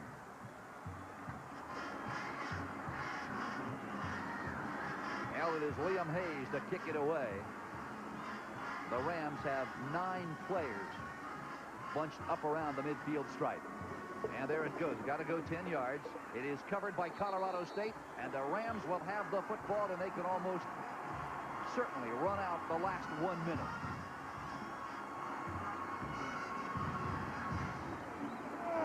Now Colorado State, their first bowl since 1948. It has been 42 years between holiday parties. And boy, I'll tell you, the drought is over. You can be sure that man right there, Earl Bruce, is going to lead the Rams into postseason action for a whole lot of years to come. Beautiful campus and environment. That will recruit itself. Now this game here on national television, players around the country staying in bounds. We'll and see. out of bounds he goes. That's Brian Copeland. But players around the country have a chance to see Colorado State and Earl Bruce. A lot of people probably are surprised to see that Earl Bruce is at Colorado State. I mean, they all recognize him from the Ohio State days, but this is a big boost for this school. I mean, Earl Bruce was saying he has 5 commitments from this area because of this game from top-notch players that haven't even visited his campus yet. And this is also a tremendous recruiting area for Oregon. You look at their linebackers, Connor, Batista, Farwell, and Edwards, all California products. Right up the gut it goes. The clock continues to run. Now the Ducks will stop it. Joe Farwell on the tackle, 48 seconds to play. So while they stop the clock, we'll step away. Boy, what a Freedom Bowl we have seen, and we're not done yet. We'll return to Anaheim in a moment. At the Edge tonight. Edge shaving gel for less irritation, and by Lincoln Mercury. Well, it has been very difficult to determine who had the edge tonight. No team at any point had more than a touchdown lead, and with 48 seconds to play, the group and the Kelly Green jerseys, not a happy bunch, but they certainly have nothing to hang their heads about. The Ducks have played well. Clock continues to run. And now a little post-play interaction.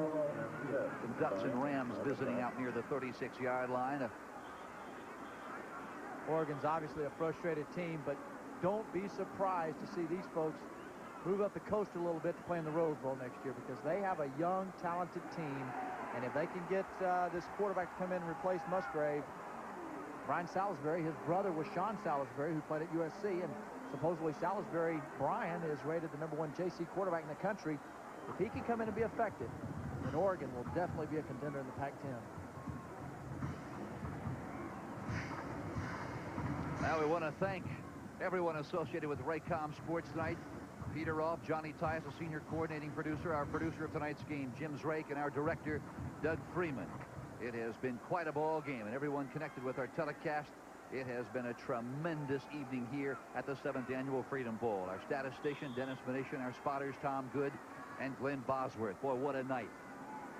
For Bill Musgrave, 28 of 47, 392 yards and 3 touchdowns. Burwell had a couple of touchdowns rushing. McClellan, 9 catches for 147 yards for Colorado State. Todd Gert, 12 carries for 94 yards and a touchdown. And how about Jimenez, 5 of 10, 73 yards, a touchdown. And Greg Primus, 2 catches for 63 yards and a big Ram TD. And there's some of the other people that have played so much a part of our Raycom year of college football. And it doesn't end here, believe me, because Raycom's coverage of college basketball is indeed second to none. 39 seconds to play when we resume. Well, for Oregon State, as I said a moment ago, the 42-year drought is not only over, but they're going to win their first bowl game since 1948. 42 years, a long time coming, but Colorado State is very excited. Obviously, this was a plus for them regardless, win or lose, but now they've got a chance to come in here. And Earl Bruce, he's won 3 times now. This is his 3rd victory in 3 attempts against Rich Brooks' teams. And there's what they're playing for right there, a beautiful Freedom Bowl trophy.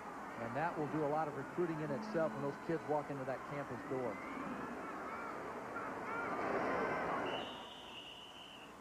And again, it is whistled down as Jimenez goes down on a knee. And the Ducks are unable to stop it. That very well could be the last play of the 1990 Freedom Bowl. And indeed, it will. Earl Bruce, in only his 2nd year at Fort Collins, last year, he went 5-5-1. This year, he went 8-4 and has brought the Rams to their first postseason party since 1948.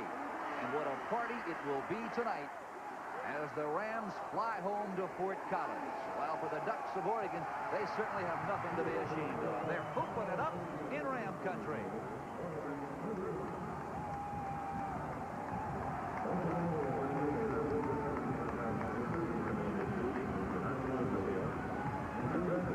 Final score, Colorado State 32, Oregon 31.